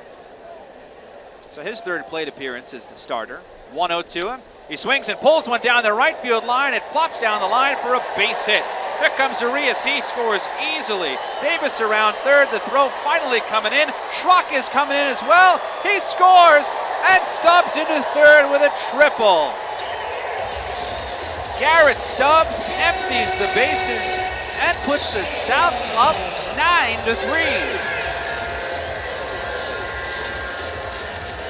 Well, have a day, Garrett Stubbs. He's thrown out a runner. He has driven in 3 now with a triple, and the South has blown this thing open. 9-3, a 6 spot. We were tied at 3 entering this frame, but things have really changed. And now the 10th hitter of the inning, B.J. Boyd, who led it off. First to him, hack and a miss for strike 1, well in front of off speed. Baker floating one in there at 75 miles an hour. So this 4th inning continues. 0-1 pitch, swing and a miss on the outside corner. That one at 78, and Boyd behind 0-2. So Stubbs, he's at third base now with 2 outs. And that is a big shot in this game. 0-2, Boyd cranks one to center. That's down for a hit. Stubbs scores, and it's 10-3 South. Well, give Boyd 3 hits. He's driven in 3. And now the MVP selection committee is raising its eyebrows and saying, uh-oh, we have a good problem here. A lot of good performances. Boyd has driven in 3 runs. He has 3 hits. He has scored twice. He's on base here. And JP Sportman of Midland stands in. Baker's pitch to him is drilled to the right side for a single. Boyd takes a turn at second but halts as Taylor chucks it back in towards third. Well, we have a lot of hits here in this inning. There's no doubt about that. Well, you know, the North Division has had its struggles against the South in interdivision play this year, and I think it's kind of showing up right here, and you talked about it earlier. You have some tough bats. Corpus Christi sending some tricky guys up there, and just seeing some of the Midland guys come through. This isn't easy, and of course, everybody's on a pretty level playing field in this league. But I think we're starting to see how bats maybe separate themselves a little bit in the South. Well, 10-3, a 7 spot in this inning, and 8 hits. In total, the South out hitting the North 12-5. Steve Luber, the pitching coach of the Northwest Arkansas Naturals, out there chatting with Springfield's Corey Baker. And you can't really fault Baker too much. I mean, the guy entered with the bases loaded here in this inning. But credit the South, they just keep on turning that carousel. Jose Cardona bats for the 2nd time in this inning. 12th man to stand at the plate. First to him, bounce toward third, grabbed by Rios. He throws to second for the out, and finally the South escapes. However, 7 runs, 8 hits, no errors, and 2 left. A wow inning for the South. They put up a 7 spot, take a 10-3 lead. We go to the 5th here for the 81st Texas League All-Star Game live from Frisco. To the 5th inning here at the 81st Texas League All-Star Game presented by McAfee. The South has taken a 10-3 lead, and back in to call the action. Here is the voice of the Frisco Rough Riders, Ryan Rillard. Thank you, Keith. Good to be back as we roll along to the top half of the 5th. Wow, what a 4th inning for the South Division bats. Sam Bragg comes in with a 7-run lead representing the Midland Rockhounds. Bragg has had a good year as well out of the bullpen for the A's affiliate, going 4-1 with a 2.65 ERA, 2 of 3 in save opportunities. Humberto Arteaga is first to meet him here in the 5th inning, and Bragg's first pitch to strike at the knees. It's 0-1. Arteaga out of the 9-hole, Ian Miller and Jack Lopez in the top 2 spots after that. 0-1. And this is a little high and in. 1-1 on Arteaga. 3 runs in the 2nd, 7 in the 4th for the South Division All-Stars. Now Bragg trying to hang a 0. Here's his 1-1, and he puts it down and away. 2 balls and a strike to Humberto Arteaga. Typically is in a 6-6-6 situation. Naturals tend to hit him 6th in the order, but that's not all. Here's the 2-1, and he takes low again, ball 3. He also wears jersey number 6, and normally he plays shortstop, which is position number 6 on your scorecard. So Mr. 666 batting 9th tonight, and here's the 3-1. He swings and fouls it into the net, and it's a full count. South a winner last year here in the All-Star game. Not here, but in the game. It was up in Springfield at Hammonds Field, and here tonight in Frisco. 3-2 from Bragg, and a swing and a bouncer back to the mound, snared by the pitcher, drawing the oohs and ahs from the big crowd here at Dr. Pepper Ballpark. Bragg comes up and throws to first, getting Arteaga for out number 1. 5 in a row retired by South pitching, all on the ground. Especially Ariel Jurado representing the Rough Riders there in the 4th inning. 1, 2, 3 in a blink of an eye.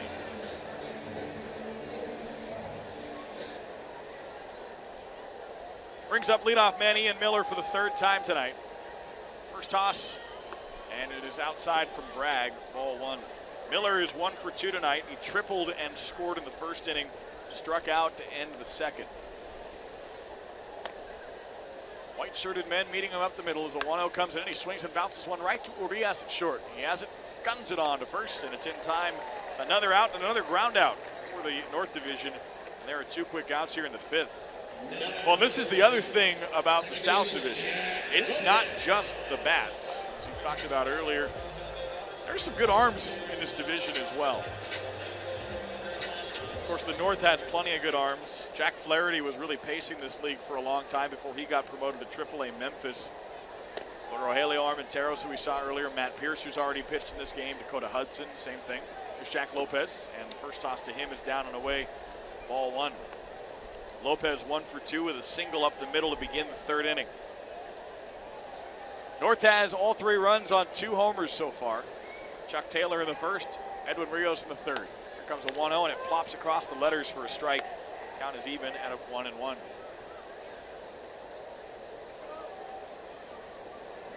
Sam Bragman, a good piece in the Midland bullpen. He comes home with a 1-1. And this is a swing and a drive down the right field line, carrying toward the corner. Trouble Ferguson ranging over, but it's out of play, foul. And it's 1-2. We talked about San Antonio and its lethal pitching staff in general.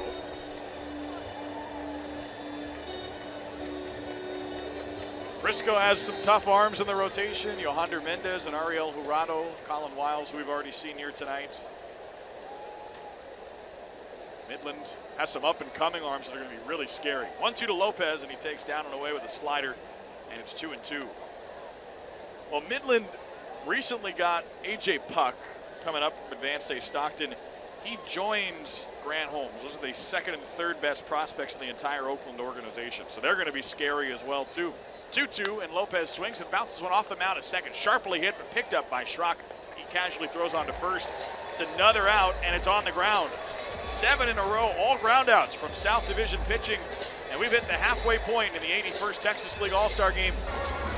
On to the bottom half of the 5th. South 10, North 3 in the 81st Texas League All-Star Game presented by McAfee. As we go to the bottom half of the 5th, it's Arkansas Travelers reliever Peter Tago taking over for the North Division. Tago, representing the Mariners affiliate, is 0-2 on the year with a .276 ERA through 21 relief appearances. He's also 4 for 6 in save opportunities. Tago, a 24-year-old out of Phoenix, comes out of the stretch, deals to Drew Ferguson, leadoff man of the order, and he takes it at the knees, a called strike, and it's 0-1. Already the 4th turn down the lineup card for the South Division here tonight after sending 12 to the plate in the 4th inning.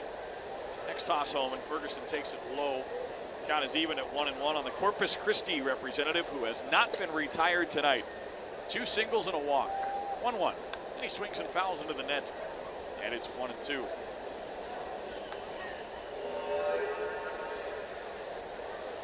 Ferguson hasn't been retired yet. Same for B.J. Boyd. Those two making an early run at the game's MVP honor. And Garrett Stubbs, I think, has a good case here early on as well. 1-2 toss, and it's a fastball away. Tago misses, and it's 2-2. Peter Tago has held opponents to a 163 average this year. He does not qualify for the league lead, but if he did, that would be the second best mark, only behind Sam Selman, who pitched earlier. 2-2 toss, and it's just outside to Ferguson. A good eye from the righty swinger, and the count is full.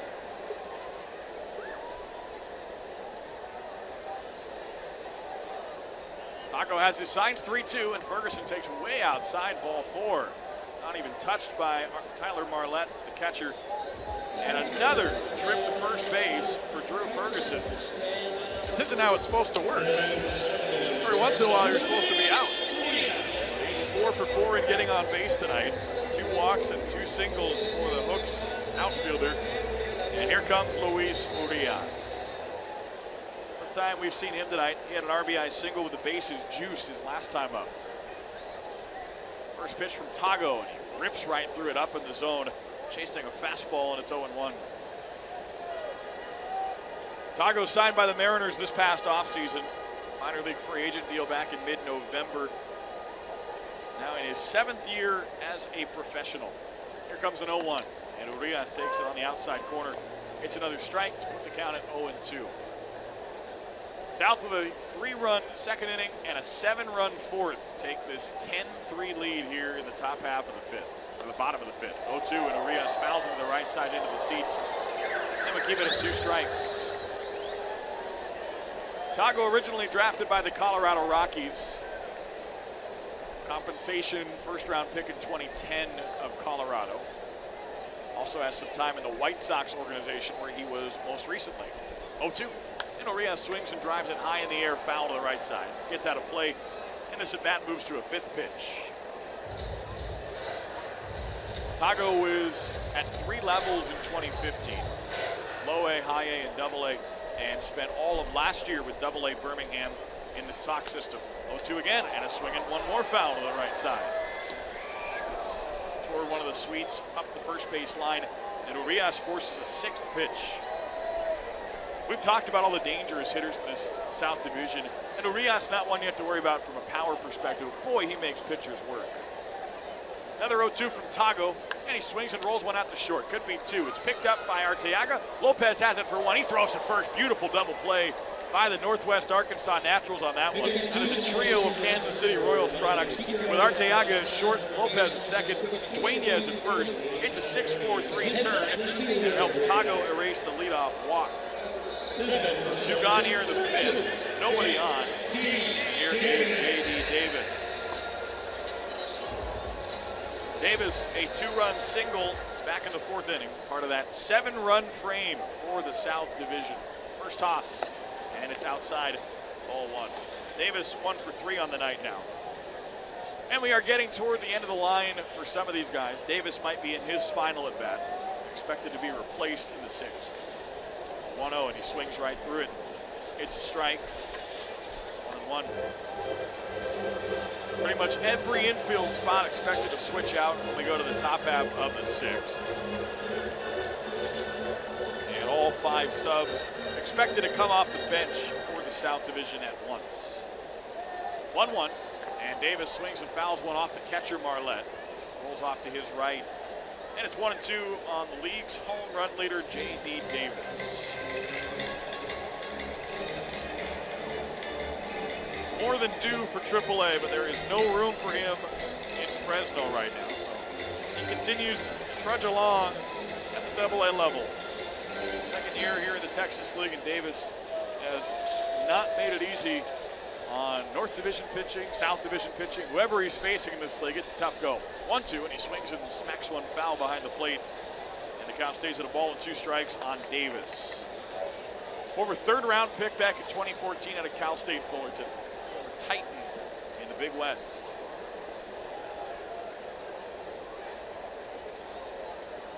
Second-time All-Star after appearing in the Texas League All-Star game last year as well. Here's a 1-2, and he takes it low and away. 2 balls and 2 strikes to Davis, who had 23 homers last year. He's on a pace to absolutely shatter that this year. He's on pace for about 35 dingers here in 2017. 41 career homers, the most in Corpus Christi history. Our franchise that's now in its 13th season of play. AA affiliate of the Astros ever since it set up shop in 05. 2-2, and Davis swings and lines one deep in the air to left center field. It's heading back, and it is off the base of the wall. Davis jogs around first. He's into second standing with a 2-out double, just missing another home run. And that swing looked so effortless. Just kind of floating the bat through the zone. Don't mind me, I'm just going to hit it to the wall. And that's the thing you talked about. There's no room for him, and it's so frustrating because he's so good. And it seems every single at bat, he does something, whether it's sneaking past Rios to drive in 2 down the 3rd base line, or, you know, here in this 5th inning, almost hitting a home run to left center field. He just has so much talent, and he's really shown it tonight. Here's John Singleton. First to him is low, ball 1. We saw a home run from Davis on Sunday, and off the bat, I mean, like he hit it to the outfield, not over the wall, and he absolutely crushed it out there. Singleton, he takes another ball low. It's 2-0. That's the impressive thing about Davis, is he doesn't take these monumental hacks like we see with Singleton sometimes. His swings look vicious. Davis's are very calm and controlled. 2-0, and the pitch. Singleton takes a strike at the knees. The count moves to 2-1 on the cleanup man for the South Division. 0 for 3 tonight. He is the only South player that has not reached base yet. 2-1. And he swings and fouls one over the net toward the J.C. Penney Club. And it's an even count at 2-2. The J.C. Penney Club, I think, might be the hidden gem of this ballpark. Choctaw Lazy River gets a lot of love, understandably. But if you ever come to Dr. Pepper Ballpark, try to find your way into that J.C. Penney Club. Air-conditioned, beautiful view of the plates, the whole field, and it comes with dinner. 2-2 pitch, and Singleton swings and misses for strike 3. So Taco finishes the 5th with a strikeout. He allows just the 2-out double to J.D. Davis and strands him at second, sending us to the top half of the 6th. The South with a 10-3 lead over the North in the 81st Texas League All-Star Game. We're back after this with more. Substitutions galore for the South Division as we move to the top half of the 6th. The designated home club leading by a score of 10-3. That's the South. And everybody on the infield is brand new, including the pitcher. We'll start with the new infielders, though. Ty France takes over for J.D. Davis at third base. He is from San Antonio. The new shortstop is from Frisco. That's Isaiah Kiner-Falefa. Corpus Christi's Jack Mayfield is at second base, and Midland's Vio Sergi Rosa at first. So all 4 teams from the South Division are represented on the new infield. The new catcher is Jose Trevino, and he will work with a familiar face to begin his time out there. It is right-hander Cody Palmquist from the Frisco Rough Riders as well. Palmquist, the righty, a former 30th round pick, having a nice year so far and leading Texas League relievers in a couple different categories. 1-0 with a 2.21 ERA. He has allowed the fewest base runners per 9 innings among Texas League relievers this year. Just 7 3/4 per 9.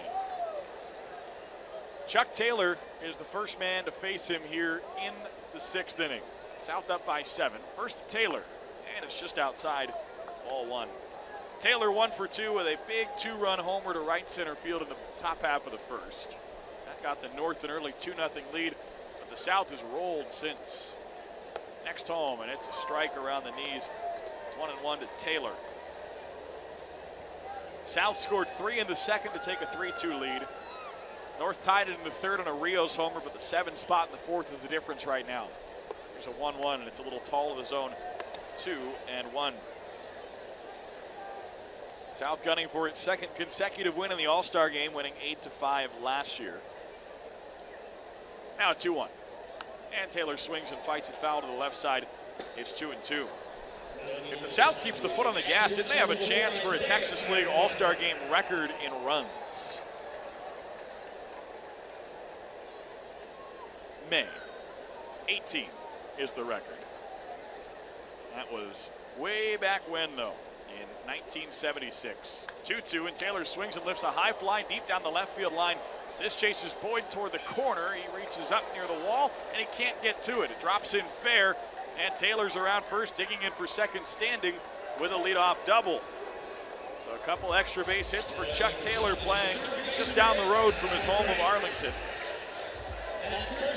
A good start to the 6th inning for the North. It's actually not Boyd anymore, it's J.P. Sportman that's taken over in left. So Boyd is done as well. All kinds of defensive switches. And the entire infield is brand new. Everybody but the center fielder and the right fielder have stayed in. Here's Edwin Rios, homered last time. First pitch here, he swings and clubs one deep into right. This one heading back as well, and it'll land near the base of the fence. And it was caught. Got lost in the LED lights out there, but a great running catch by Drew Ferguson in the outfield. And he takes away extra bases from Edwin Rios. Those LED lights get tricky out there, but a nice play from right fielder Drew Ferguson. There's one gone, and it brings up Oscar Mercado. 10 runs, the first time the Texas League has had this feat since 2000. First pitch, and Mercado takes it toward the outside corner. Palmquist deals change for strike 1. He's held in El Paso that year. A 12-2 win for the Texas League that year. Here's the next. Mercado swings and misses, and it is 0-2. In 2000, the Texas League faced the Mexican League. There have been a couple different formats to this All-Star game over the years. This one, the 81st variety, 0-2. And Mercado takes a fastball away. It is 1 ball and 2 strikes. The first couple were North versus South, which is what we have here tonight. Then they started changing format. All-Stars versus the first place team. There's a 1-2. Mercado swings and taps one in the middle. Cut off by Kiner Falefa behind the bag at short. Throws to first. Got him. Nice play by the hometown kid, Isaiah Kiner Falefa. Right behind the bag at second base. Takes care of Oscar Mercado. There are 2 gone, but Chuck Taylor moves to third on the play. And that brings up the lefty, Samir Duenas. Or does it? It does not. How about a sub? Matt Beatty, the Tulsa Drillers infielder, will take over instead for Duenas. So Beatty, the first pinch hitter we've seen from Vance Wilson here tonight. Duenas finishes 0 for 2. Beatty also a lefty swinger, and the first from Palmquist. A little high, ball 1. So how about that format? First place team against everybody else, and you see just how good that first place team is. Kind of picking on the big guy there. I mean, that's asking a lot of that first place team. 1-0 to Beatty, and he takes down and in. Ball 2. That was a format for just a couple years. In case you're curious, the first place team won.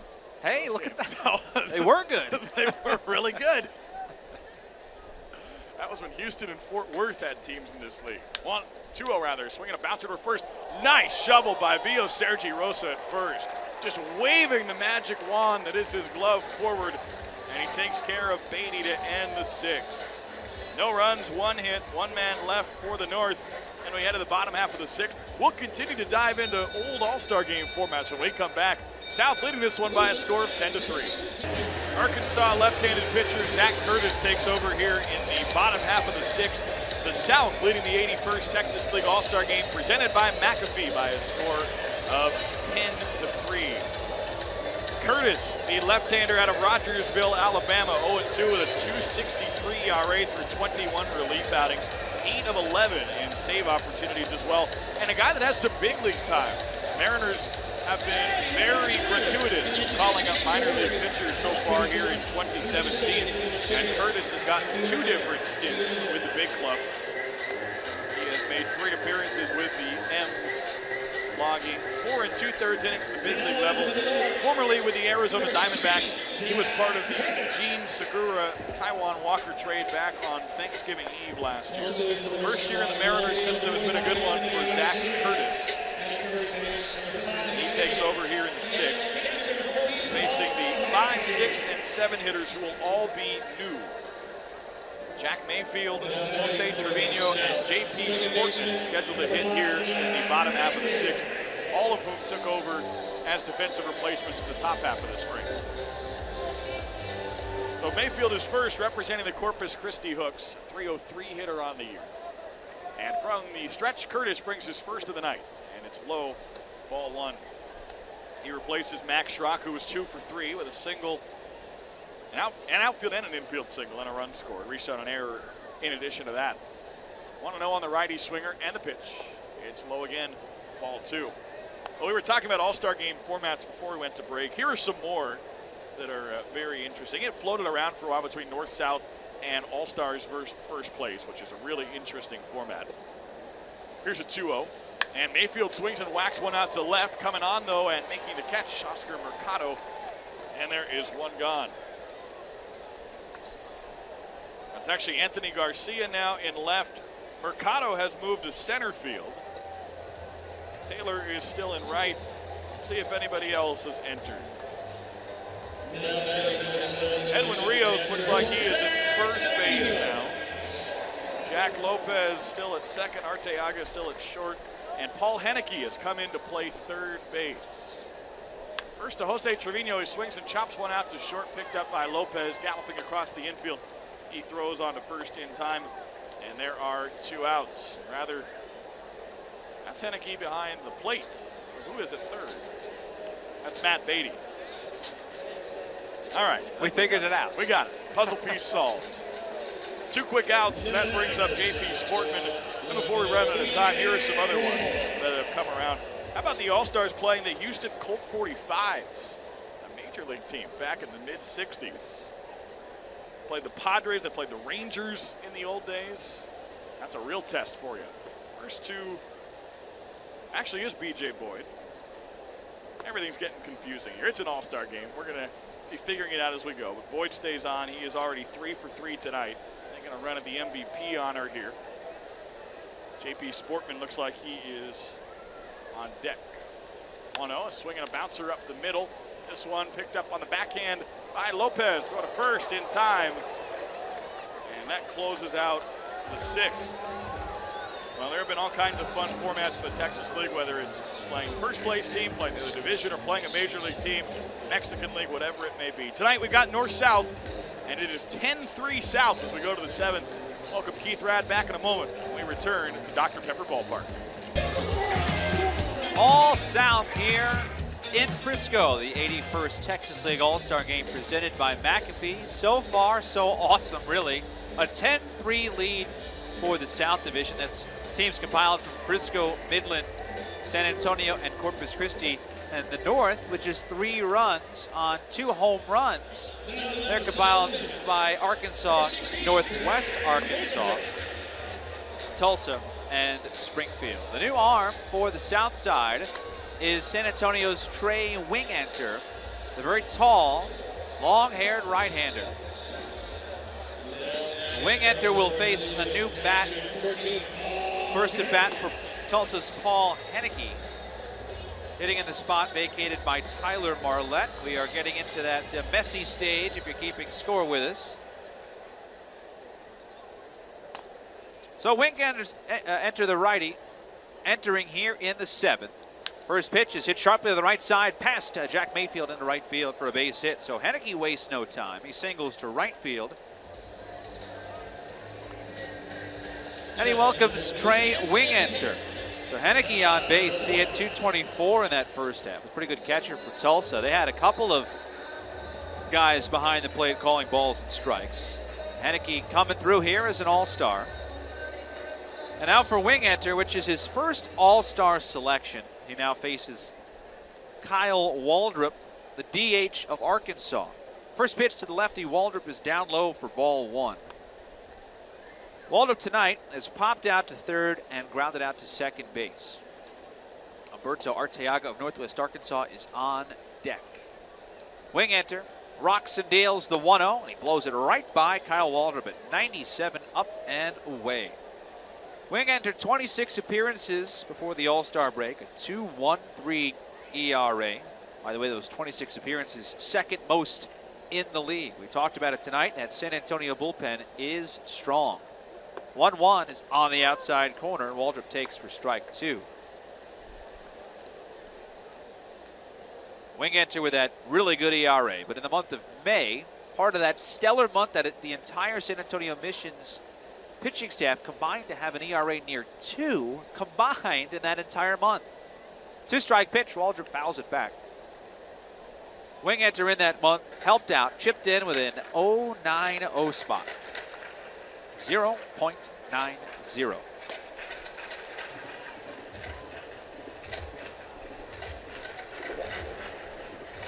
All South here so far. That touchdown in the 4th inning, 7th spot, has broken the tie. Since then, the North has been very quiet. 1-2, Waldrop swings and misses at a pitch up in the air. First strikeout for Wingenter. Now 1 on and 1 out for Humberto Arteaga.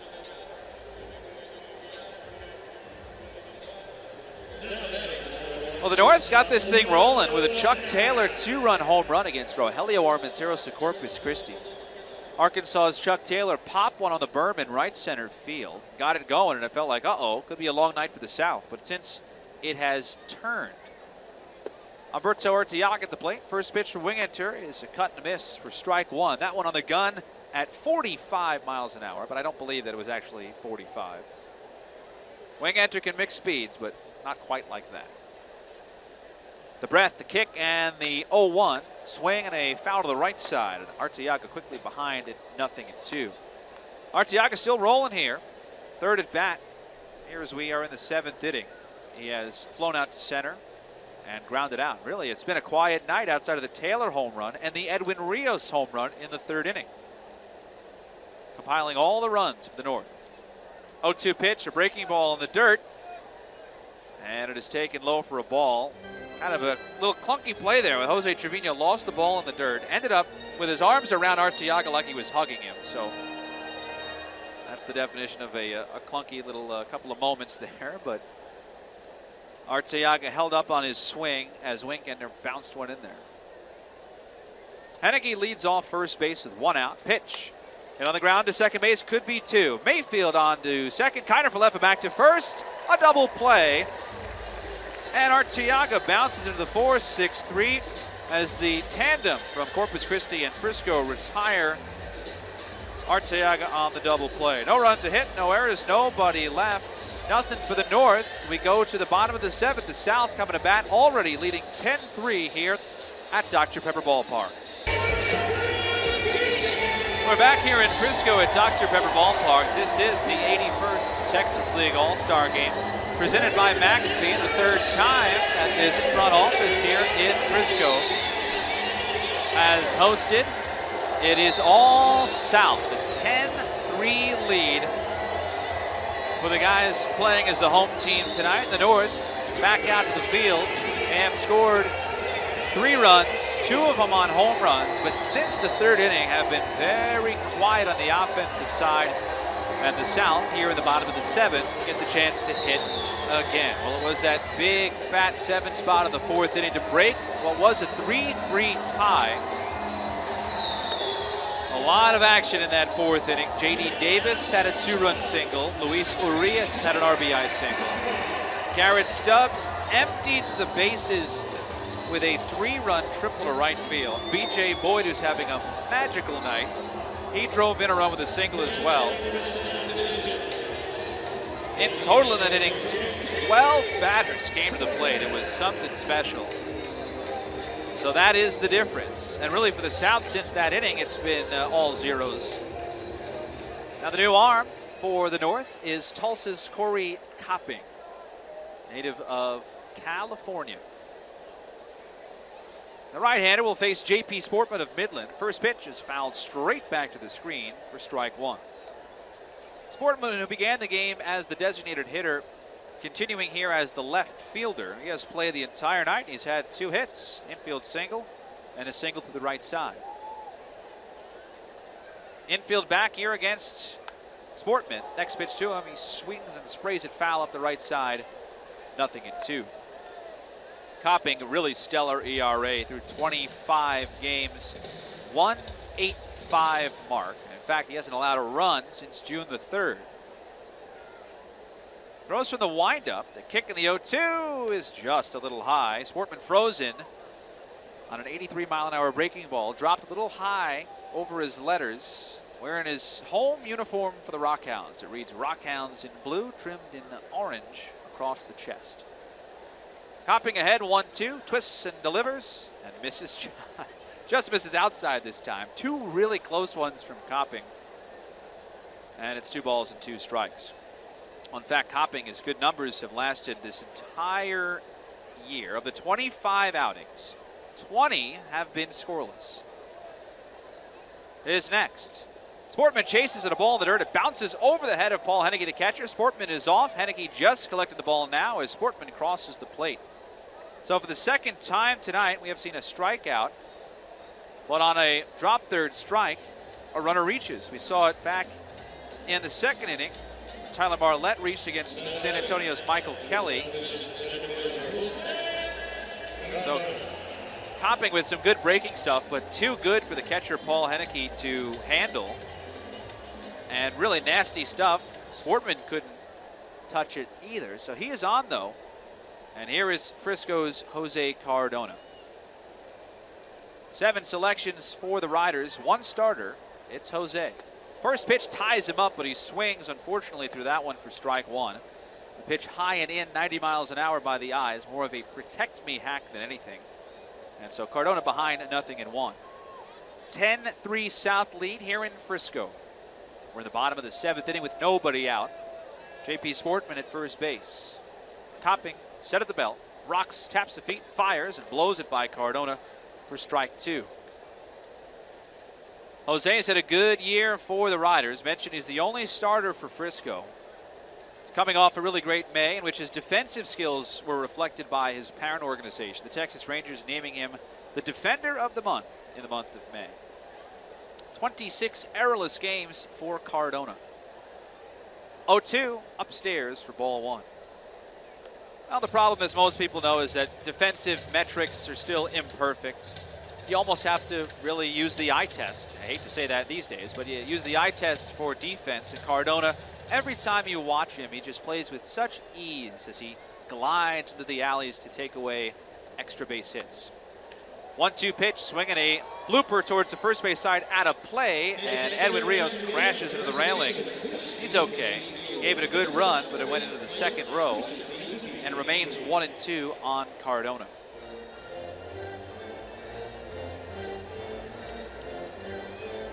Jose had a really good month of May on the offensive side as well, hitting .345.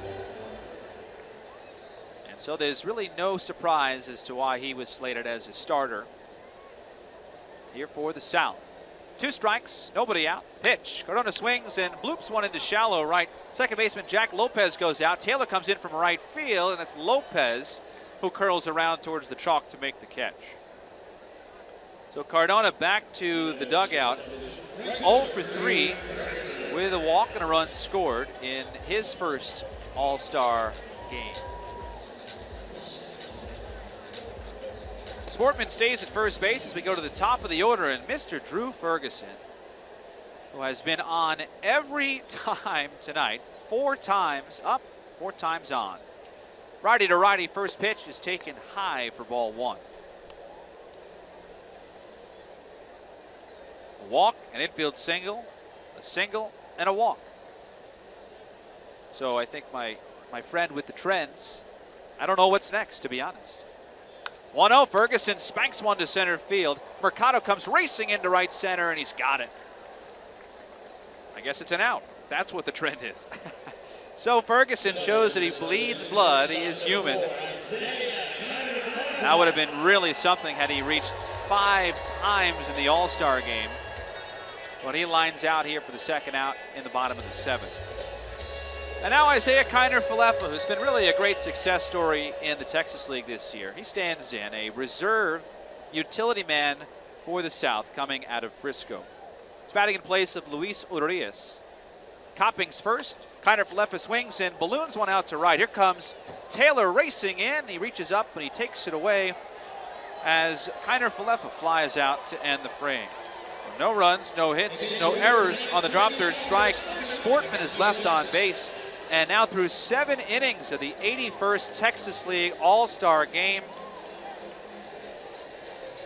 the North and the South are in a good one. It's been all South, though, 10-3. We are back with the 8th inning next here from Dr. Pepper Ballpark. Yardley, very distinctive motion he comes on here, representing San Antonio in his top half of the 8th. Yardley 3-0 with a 2.21 ERA this year. Through 25 relief outings, he has worked 36 2/3 innings, giving up just 9 runs on 29 hits. Yardley, out of the Tri-Cities in the state of Washington, he calls Richland his home. 3rd in the league in appearances with those 25 outings on the year, and has the 2nd fewest runners per 9 against him. 9.3 on the year, trailing only All-Star Cody Palmquist, who threw earlier tonight. The right-hander, 26-year-old, takes over. And this frame deals with Anthony Garcia, Jack Lopez, and Chuck Taylor. Those are the scheduled hitters. And manager Vance Wilson has run through the bench. So can't imagine anything else popping up unless he wants to give a pitcher a chance to hit it. But I don't think that's going to happen. So it's Yardley to deal with Garcia, who's making his first at-bat of the night. Anthony Garcia from the Springfield Cardinals has come into the game and left. Been there for the last few innings and now swinging the bat for the first time. Yardley comes home and he starts with a mid-level pitch called a strike, 0-1. Garcia, who began the year at AAA, now is Springfield and making the most of his time at the AA level, hitting .293 with 9 homers and 37 RBIs. He swings to the next, rolls it down the third base side off the sidewall, and it's 0-2. Garcia in his first All-Star game, 25-year-old out of Puerto Rico, 18th round pick in 2009. 0-2, and he swings and misses. Boy, Yardley brings him the slow stuff right there. That's a submarine moving through water, and it is one gone here in the 8th on the K from Yardley. Well, this was all offense early. These two teams scored all 13 runs in the first 4 innings. 2 long balls from the North Division squad, while the South has not hit any. Just manufacturing all these runs. Here's Jack Lopez. He hacks at the first pitch and comes up empty for strike 1. Lopez is 1 for 3 tonight. He's played the entire way. Singled to lead off the third, but was caught stealing by starting catcher Garrett Stubbs. 0-1. And this is inside. Trevino asks for an appeal, and he gets the call from first base umpire Reed Gibbs. Trevino very adamantly pointing down that first base line. And as we look at the replay, pretty close call, but if you don't ask, you can't even have a chance. So 0-2 on Lopez, and the pitch floats outside. Boy, just missed. Really close take. And we're seeing some really exciting change of pace from Yardley.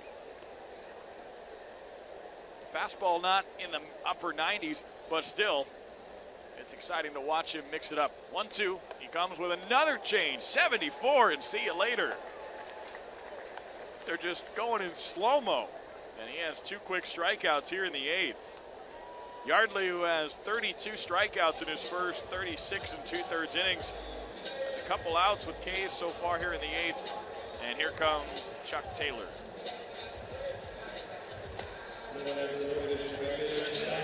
Taylor hit a home run back in the first inning. That was one of the 2 for the North, with the other coming from Edwin Rios of Tulsa back in the 3rd. First pitch to Taylor, hitting on the left side, and he takes a strike. It's 0-1. South scored 3 times in the second to put up a 7 spot in the 4th inning. 0-1, and Taylor swings and misses for strike 2. We were talking about some of the high-scoring All-Star games. This is the first time in a while that there has been double digits on the board in a North-South Texas League game. Again, remember, we've had other formats, but not like this. 0-2, a swing and a miss. Yardley strikes out the side here in the 8th. He does it with the slow stuff, but it gets the job done, and Yardley does really nice work. That's an immaculate inning right there from Eric Yardley. 9 pitches, 9 strikes, 3 strikeouts, and he gets through the 8th inning. Bottom of the 8th here at Dr. Pepper Ballpark for the 81st Texas League All-Star Game presented by McAfee.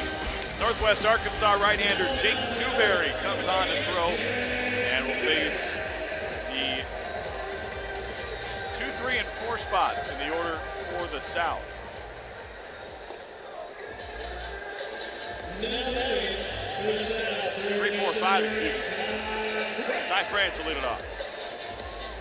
Want to correct a misspeak there at the end of the top of the 8th. Not an immaculate inning from Eric Yardley, but really close. He had 1 ball we missed. Ty France for the first time tonight, and he swings at the first pitch, fouling it off to the right side. It is 0-1. France from the San Antonio Missions, a late ad, but a well-deserved one. 295 hitter, 3 homers, 20 RBIs. France recently up from Advanced A, Lake Elsinore, and he waits for an 0-1. Newberry brings it toward the knee level. It's called a strike, and it's quickly 0-2. France has been tremendous with this club, just like he was in high A. Trying to keep it going here in his first at bat of the night, taking over for J.D. Davis, who was 2 for 4 with a single and a double. 0-2 comes low and away, and Newberry falls behind, rather stays ahead, but it's 1-2. Jake Newberry, 22-year-old righty from San Diego in his 6th professional season. 37th round pick in 2012. He's in the stretch for a 1-2. And here's his pitch. A swing and a foul to the right side. It's out of play, and it stays a ball and 2 strikes on France. Newberry 3-2 with a 2.31 ERA this year for Northwest. 24 relief outings. He is the league leader in saves with 11 in 13 tries.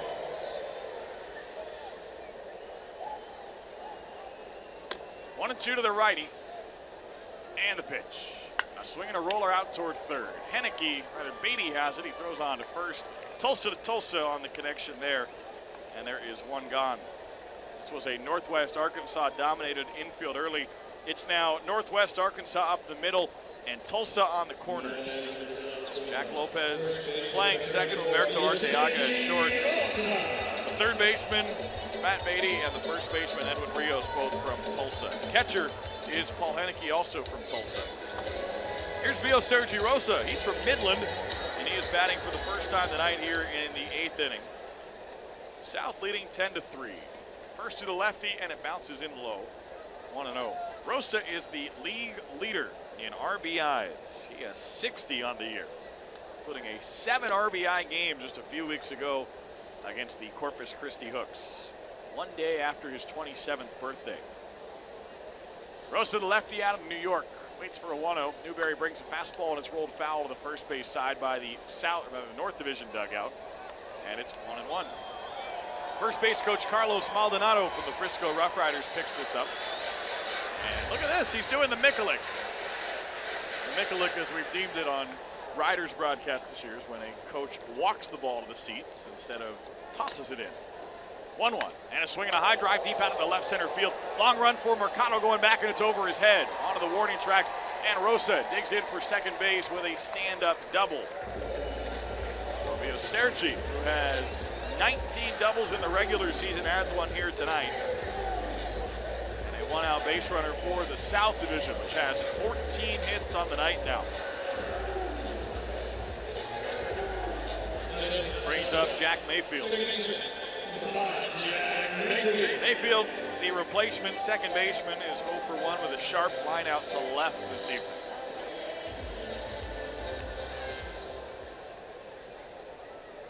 He replaced Max Schrock, who went 2 for 3 for the Midland Rockhounds.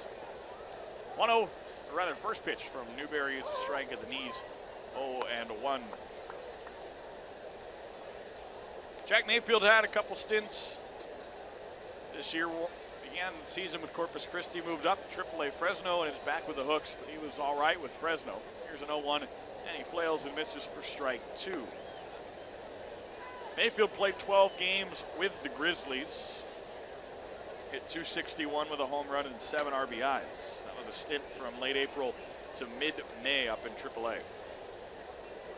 0-2. Newberry, a deep breath, and his pitch. Mayfield takes fastball outside, and it is 1-2. Bottom of the 8th, we are nearing the final stretch of the 81st Texas League All-Star Game presented by McAfee. Right-hander Kyle Lloyd is getting loose for the South, getting ready to fire in the 9th. 1-2, and it's low to Mayfield. Texas League play resumes across the board on Thursday, so everybody has tomorrow off. Interdivision play coming out of the All-Star break, as is the usual.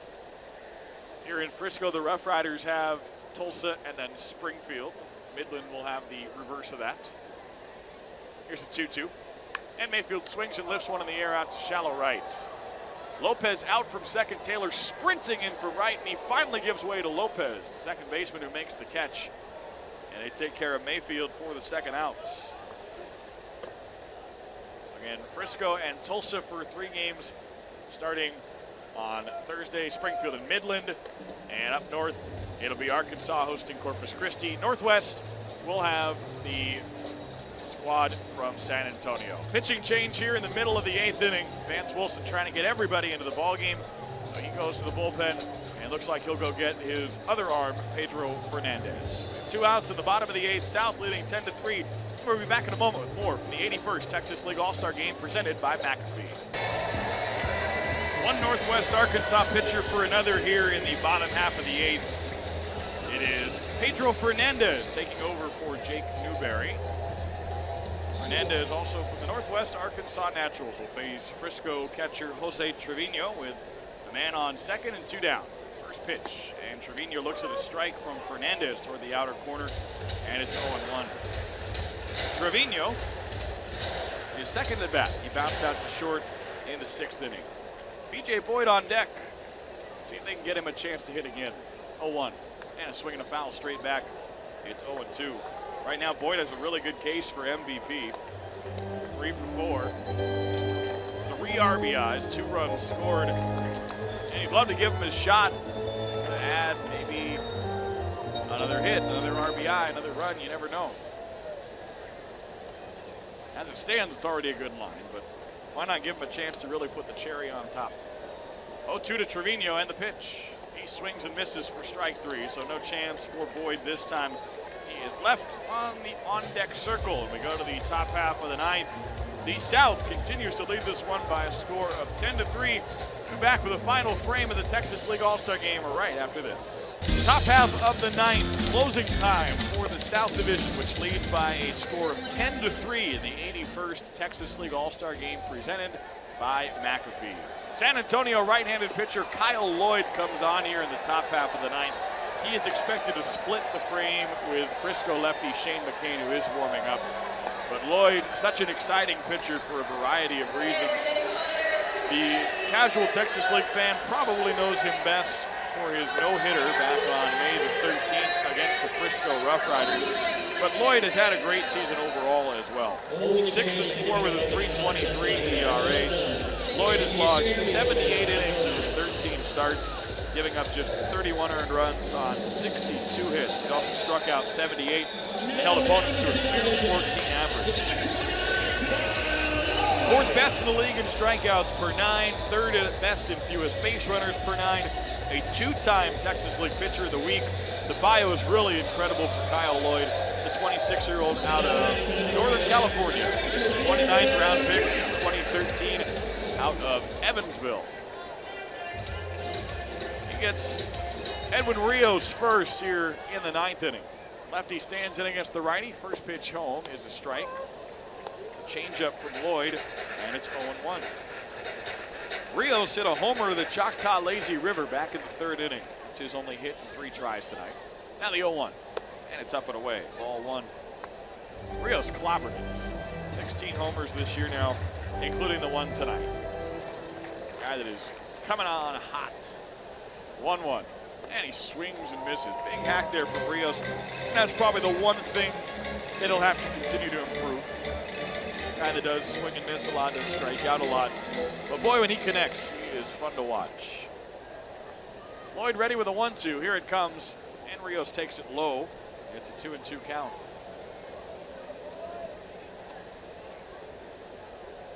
Kyle Lloyd in his first midseason All-Star game.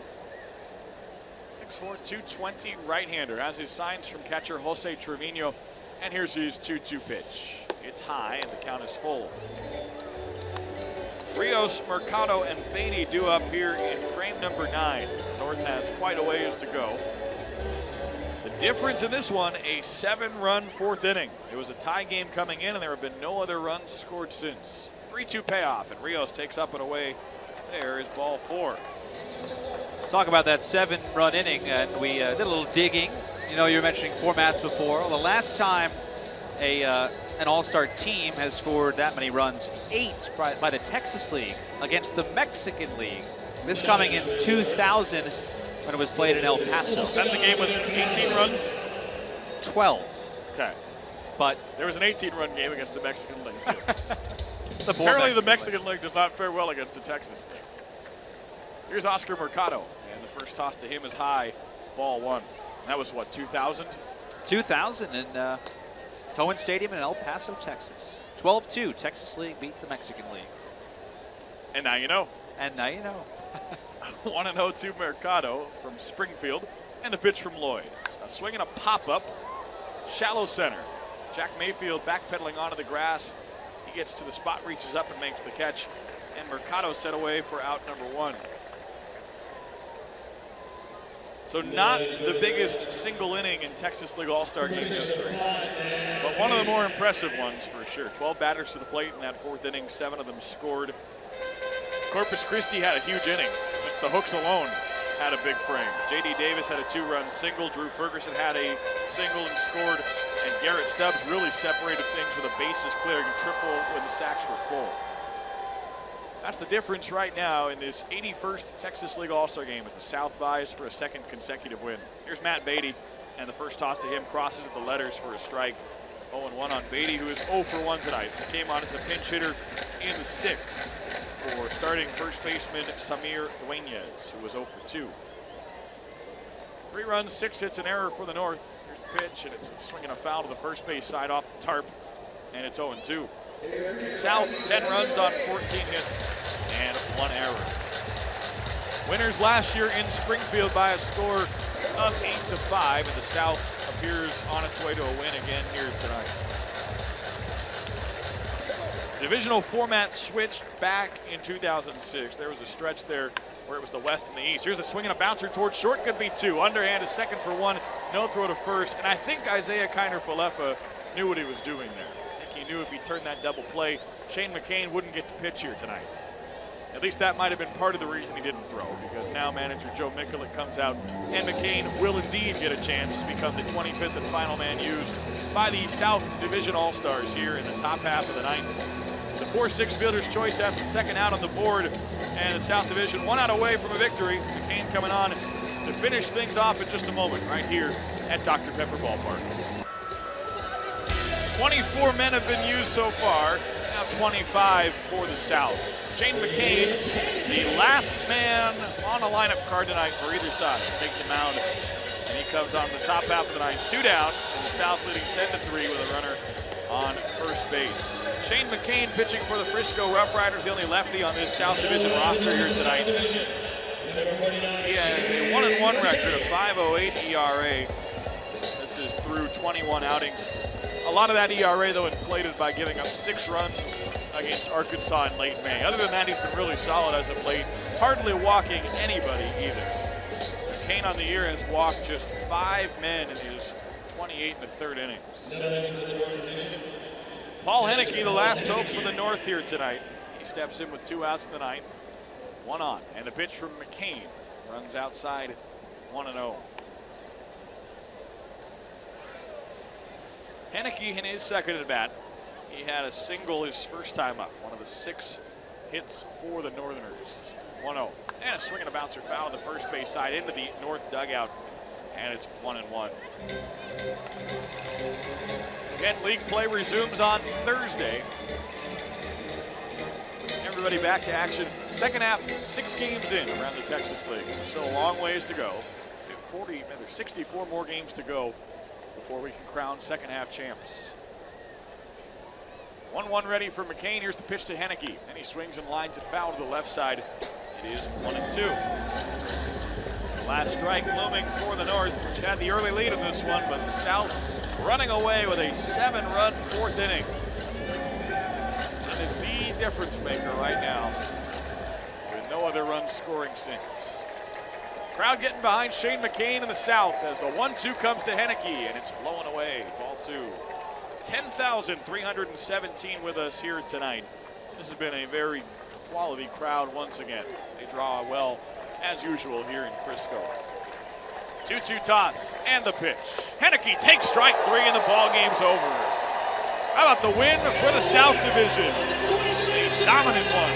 10-3 the final for the Southerners as they knock off the North for the 2nd consecutive year. 10-3 our final. Stick around. We've got lots to come in just a moment, including our MVP presentation. So stick with us. We've got more to come. We wrap up the 81st Texas League All-Star Game presented by McAfee. A final here. The South beats the North, and don't go anywhere yet because Midland Rockhounds outfielder B.J. Boyd has been named the 2017 MVP. So congratulations to the Cali Kid, Mr. B.J. Boyd. He had a heck of a night. Boyd in this one, 3 hits, 3 for 4. He drove in 3 and scored 2 runs.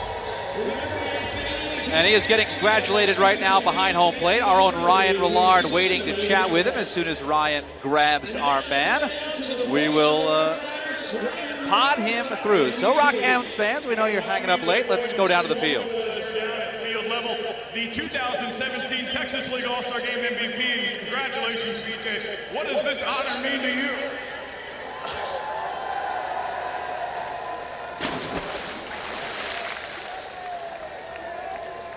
a Rough Riders tradition since last month. All right, where's BJ? Well, cool down, huh?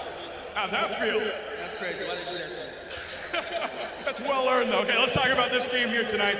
You came out 3 for 4, showing a big 2-run double there in the 3rd inning. What was tonight like for you and being part of this game? Oh, man, it's a blessing to be out here. My first day, I had 2 strikes on me. I started pressing a little bit. I was like, man, I got the mic on me in my back pocket. If I don't get a hit, it's going to be a shame, man. You got that big 4th inning as well. This team showing its muscle at the plate. What was it like to see guys, not just from your team, but Corpus Christi and Frisco and San Antonio come together and put something like that together? Man, it's crazy looking at all the guys on the team right now. Everybody's good, man. Everybody deserves to be here. They all did well during the season. What has this experience been like for you the last couple days, getting to join forces with the guys you play against all the time and now get to be friends with them for a couple days? Man, it's a great opportunity to play with the best guys around.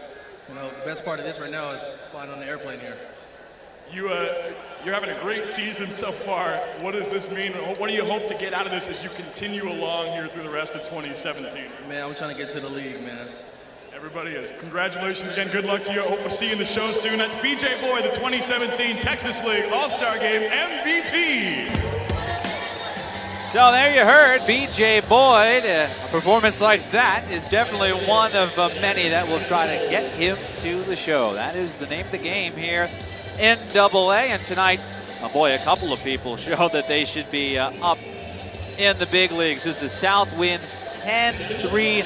We saw some monster performances, of course. Boyd with his big night again, 3 for 4, a double, 3 RBIs. He scored 2 runs here in front of 10,317 fans. And a couple of big standout performers tonight. You had several, including some guys from the Corpus Christi Hooks, like J.D. Davis and Garrett Stubbs. Davis tonight, he drove in 2, had a double, a single. He was 2